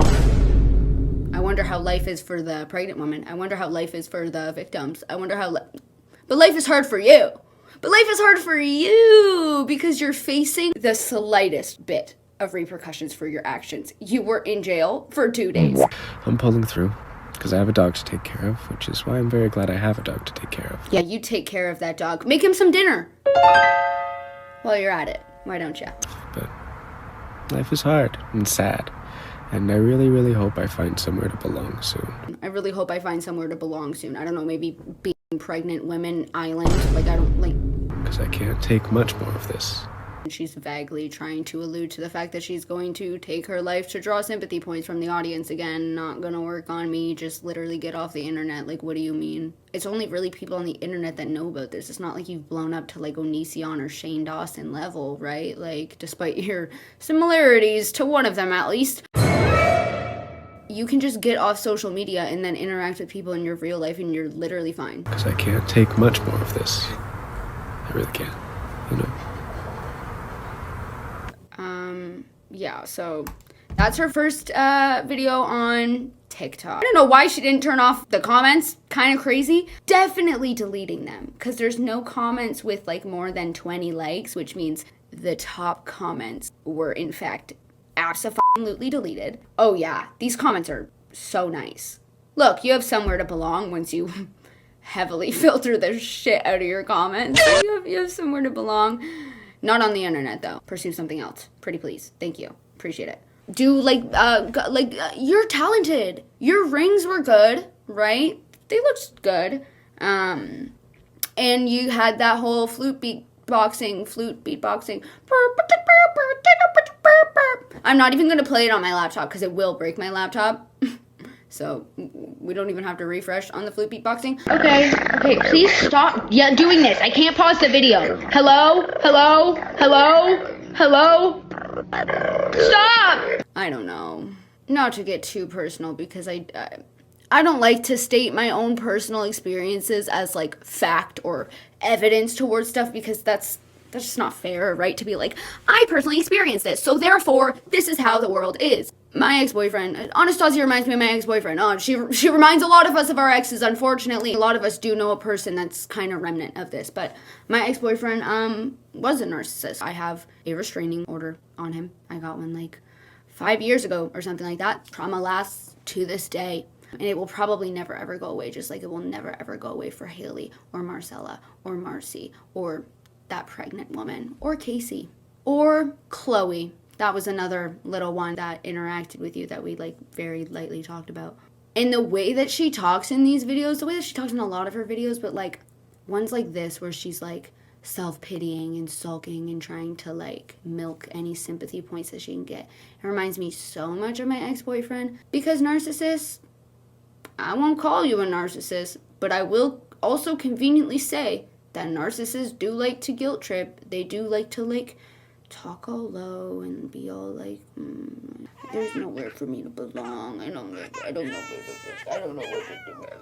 People are so mean to me. Oh, people are so mean.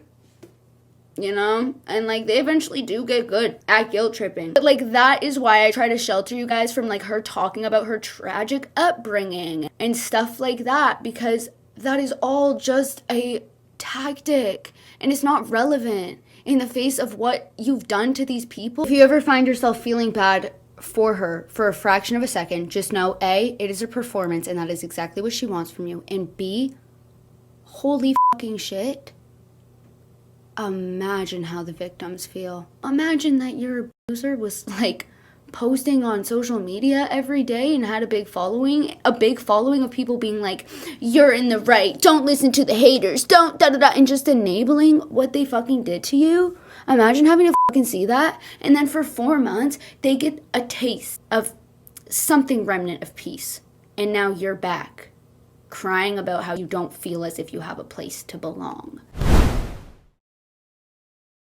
On November 22nd, she posts another TikTok. This is with her dog. This is Artemis. Okay. Bro, is your sugar mommy not buying you fucking pants anymore? What are those? Ew! Did you sell your shoes to buy Instagram followers? What the fuck? Dirty ass feet. Yes, good girl. Sit. She's not fucking listening to you. Sit. I wouldn't either. Yes, good girl.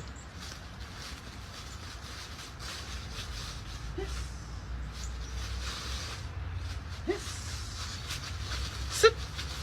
Yes, good girl. You've had like 6 months to train this dog, Anastasia. And this is what you come back with? Oh, she can follow you around because you have treats in your pocket. Okay, right? Yes, good girl. Right? Hey. She doesn't give a shit.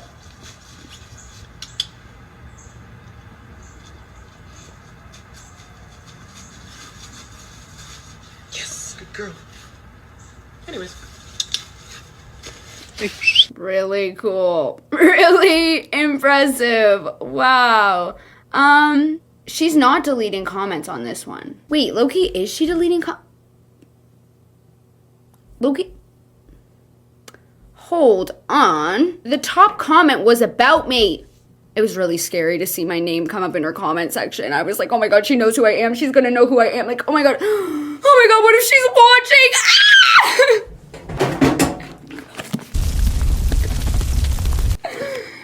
Oh my god. Okay, hang on. I need to sign into my TikTok because I need to confirm that she deleted this comment. I've never seen another danky Jobo fan in the wild. I hope I pronounced that right. I should respond to them and say, I've never seen another Delilah fan in the wild. This is me on my alt account like a loser. No way! I'm gonna go on my phone to triple verify that she deleted it. Why'd she only delete that one, but she kept the other comments up? She really doesn't like me, huh? That's okay. Okay, yeah, it is still up. She didn't delete it. I made a bit of an assumption. I made a very fair assumption based off the fact that she, like, deletes all her comments. I'm very surprised that they're not monitored. And this was posted a long time ago, so it is out of character for her to not go through and delete all the comments or, like, turn them off. Maybe she's given up on trying to preserve her very rapidly dwindling image. But yeah, the top comment was about that. That was scary for me to see, I'm not gonna lie. When I saw that, I was like, oh, don't let her know about me. I don't want her to know about me. She's gonna call me transphobic. She's gonna call me transphobic. She's gonna call me a narcissist. Oh wait, I'll finally get my wish. I was feeling a little bit left out. She was calling everybody else narcissists except for me. So maybe I'll get that day, but whatever. During these 2 days that she was back on TikTok, she decided to do another little live, I suppose. Looking joyous as ever. We don't have much reports from this live. I believe it was pretty short. It's the only live that she has done other than that one live that she randomly did playing the fucking piano. But she did another little live, I guess, for old time's sake, where she claimed that she doesn't have BPD. She has autism. Get away. Go back. I don't want you. We don't want you. Go back. Get out of here. Oh my God, we do not. Don't claim. We don't claim. Also, to me, this is so definitely a self-diagnosis. Getting an autism diagnosis as an adult, you have to go to a whole specialist. It's like a 12-hour thing. I had to pay $3,000 for mine. I thought that my insurance was going to cover it, but then I was having issues with my insurance and I had to pay it out of pocket. I don't want to talk about it. Like, I don't think she got a diagnosis. I think that she's just trying to come up with something that, you know, the BPD community doesn't want her, and she's trying to think, what's a good disorder that, like, I could maybe pass that's, like, kind of similar to BPD, but, like, I don't know, maybe if people think that I'm autistic, then, like, I don't know, maybe they'll empathize with me more. Maybe I can just say that I was socially unaware that being pregnant women was wrong. Because I have a touch of the tism, you know? Oh my gosh. Autism when you be a pregnant woman. When I'm feeling a little neurospicy and I be a pregnant woman. To the BPD community, I am so sorry for you. I'm like getting a taste of probably what you guys feel. You know, she weaponizes her BPD a lot, and it only contributes to like harmful stereotypes about an already very stigmatized community when she does these horrible and abusive things and then claims that it's just because she was triggered because of her BPD and like whatever. Like, she uses her BPD as a scapegoat of sorts, and I think that she definitely intends on using autism as that now as well. So, awesome. Rock on, brother! What the hell? Yeah, the most I'm seeing about this live is it didn't seem to be going on too long. Okay, here's a recap. She says she doesn't have BPD, she has autism. Someone asked her how her fiance is, and she says she doesn't have one. She claims that her fiance wanted to live in Oklahoma and Lexity didn't, and that's why they split up. That's why y'all split up. Did you forget that? Hey, this is part of the harm about making everything about your relationship so extremely public. And that's the reason that you and your fiance initially split up, was because you guys were having a lot of conflicts about the fact that you couldn't shut your fucking mouth on live, and you would just talk about every single little interpersonal conflict that you had with her. And now you're facing the harm of that because you can't fucking lie about the reason why you guys split up. You already said. She's going to start openly looking for a sugar mama. She's pockets really hurting buying those followers, huh? Her exact quote was something like, I think I'm going to start openly looking for a sugar mama. I might just be like, I want a sugar mama. Who wants to be my sugar mama? And then like, go find one. Because why wouldn't I do that? You know? You know? Did I do that good? She also said that she wants to start posting more content, and she's running out of fun facts, so she's asking people for content ideas. I have a content idea for you. You get it? Nothing. But yeah, since her warranted rude welcoming on TikTok, we have not seen any new posts from her. Genuinely this time.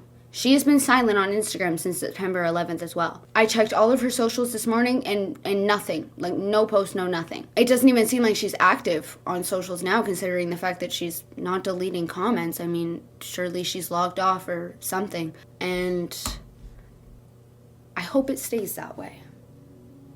With my videos, with Riley's videos, Mr. Fizzle for Shizzle, of course, all the victims coming forth, and I've also seen comments bringing attention to other YouTubers that have started to talk about her as well. We were talking earlier about, I'm going to pronounce this really wrong, Danky Jabbo, I hope? He recently made a video on her. I think he's posted 2 parts now. I've watched a bit of them. They're really good, and his channel is 3 times the size of me, so like I hope this continues to get that level of coverage with the victim's consent, of course. I hope people continue to talk about it. I hope even larger channels talk about it. I hope it does reach a level where when someone says her name, people automatically associate it with the things that she's done. I hope every time she opens her phone to mutter the words, "Hey, sweet pea," that she's met with a bitter taste in her mouth and has to face the fact that the persona she built no longer works. That the facade that she's upheld for years is one she can't safely hide behind anymore. Because the people know Anastasia. We all know.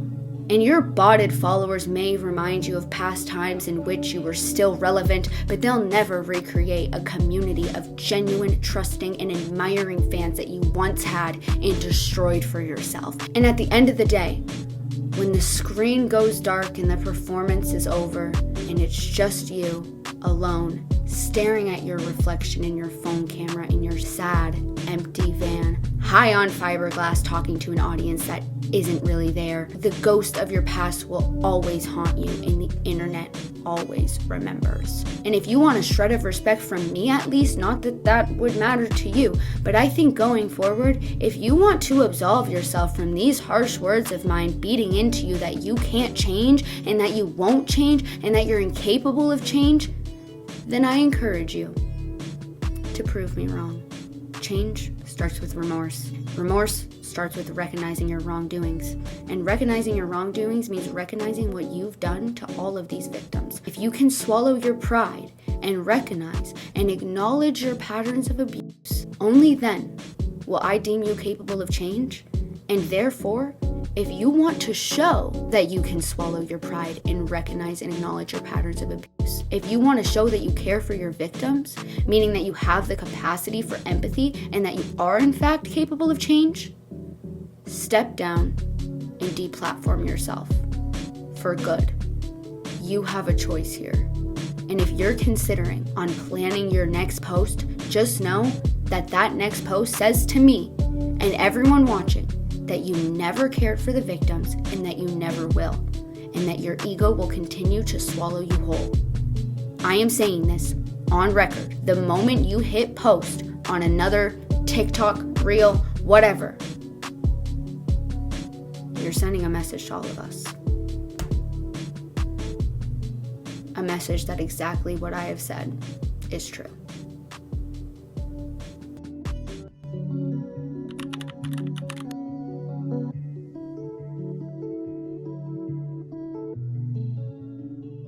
Well then, I think that's actually it. We're done. We're free. Oh my god, I could cry. I'm not even kidding. I'm so happy to be done with this. Should we all like hug? Do you guys want to hug? I'm gonna hug. You better hug your... If you don't hug your phone back, I swear to god, you're gonna make me look so embarrassing right now. I'm coming. I'm coming in. Are you ready? Are you ready? Oh, isn't that nice? I put on deodorant just for you. Okay, sorry. I promise I wear deodorant every day, but whatever. Jeez. I won't drag out this outro too long. Thank you guys so much for watching. And to the people that have stuck with me through all 4 of these parts, through like, I think we're sitting at like 8 hours of footage now. Thank you so much for not making me do this alone. For everybody that discovered my channel through these series, like I said, don't let Anastasia become my legacy. I swear to God. But in all seriousness, I really do hope that you stick around. I have a lot more to come. Not on her, just in general. And yeah. Again, if you were feeling nice, if you were feeling generous and wanted to like this video, maybe hype this video if you're able to, maybe leave a comment. Check if you're subscribed also. I'm like not to pressure you too much, but I know it's easy to just passively watch a channel and like forget to hit that subscribe button, but it really would mean the world to me. And again, like I always say, please keep the comments respectful. I got the consent from all of these victims to talk about their stories and share their videos, and that means that they do know that I'm posting this series. They are aware of every video that I posted so far, and they very well can look at the comments, so let's be respectful in the comments, especially towards the victims as well.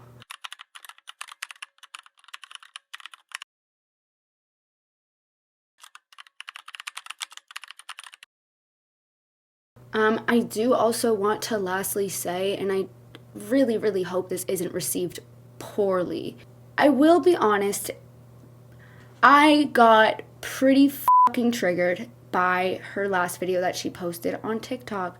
I talked about how that video specifically kind of reminded me of an ex. It's the video where she's kind of alluding to like suicide again. I don't know how much I kept in. You know, when I talked about clips of her alluding to suicide in the past, those were clips that happened from like the beginning of the year. So it's very easy for me to be like, oh, like, you know, she's just using it as a manipulation tactic. She's just da-da-da, she's just this, she's just that. But that most recent clip of her was posted like a bit over a month ago. I hate that it eats me up a little bit, and I hate that I am kind of in between a rock and a hard place where it's like, okay, do I act like a human being and like show that obviously like somebody threatening that makes me covering her a little bit tricky, because I am a person with empathy. I am not trying to imply that I feel empathy for her specifically. I think it's a combination of me being triggered and also why would I don't want anybody to do that. I don't know, you know, some of you guys who have been here for a while know that I've seen a lot of death of my family members and friends, and I recently was affected by someone that I love taking their life, you know? And so that clip really messed with me, and it's difficult because I'm like, how do I talk about this without it seeming like I feel bad for her? Because there's victims here, right? Like that's what's the utmost important, is that there's victims here. Let me know what you think about that, because what do you do when you're trying to cover someone who's done horrible abusive things and then they bring up suicide? It's like, what the fuck do I do? I think I'm not cut out for this, is what I've realized. Like, obviously I'm going to continue making YouTube videos and deep dive videos and stuff like that, but I think there's like some specific topics potentially relating to like narcissistic abuse. Or yeah, like if I'm fucking doing a deep dive on someone and then they threaten that, like I'm clearly not equipped to deal with that, because like what the do I do with that? I really do want to say that like I'm not empathizing with her. I just like, a lot of these emotions just come from being triggered. And so all I'm gonna say, I don't know. I don't know what to say. For the people that are new that I just told there's a bunch of exciting content to come and da-da-da-da, I promise I don't have a lot of triggers and I'm not easily triggered. I don't know what it was about that video. Needless to say, I'm clearly done with this series. I'm so ready to close this chapter, and I'm so happy that it's over. My camera roll is 90% Anastasia. Like, I'm just so happy that it's over. Thank you guys for watching. Thank you guys for supporting. And thank you guys for listening to me. Even though, you know, I'm new to this and maybe sometimes I speak from a place that's vulnerable. You know, I'm speaking as like a person here. These videos were never intended to necessarily send anybody hate, but to spread awareness about this person, about what they're doing to prevent, hopefully, people in the future from being victimized. Because she loves to reach out and meet up with her fans, and then we know where that goes. It's difficult because obviously I don't want her to do anything drastic, but at the same time I think it's for the greater good if people know about this so that they don't get victimized, right? So yeah, the intention of my video is just like spreading awareness so that more people don't get hurt, and also uplifting the stories of Haley, Marcella, Marcy. They've all been through fucking horrible things. And yeah, thank you guys for watching. Thank you guys for hearing me. Thank you guys for sticking around through this series, and again, I hope you continue to stick around afterwards. I promise I won't be a little crybaby. This is the first time I've ever gotten triggered by something in one of my videos. Like, I don't know. Sorry, but yeah, I'm done. I'm done and I'm free. So I look forward to hearing what you guys have to say. And I'll see you when I see you. Bye, guys.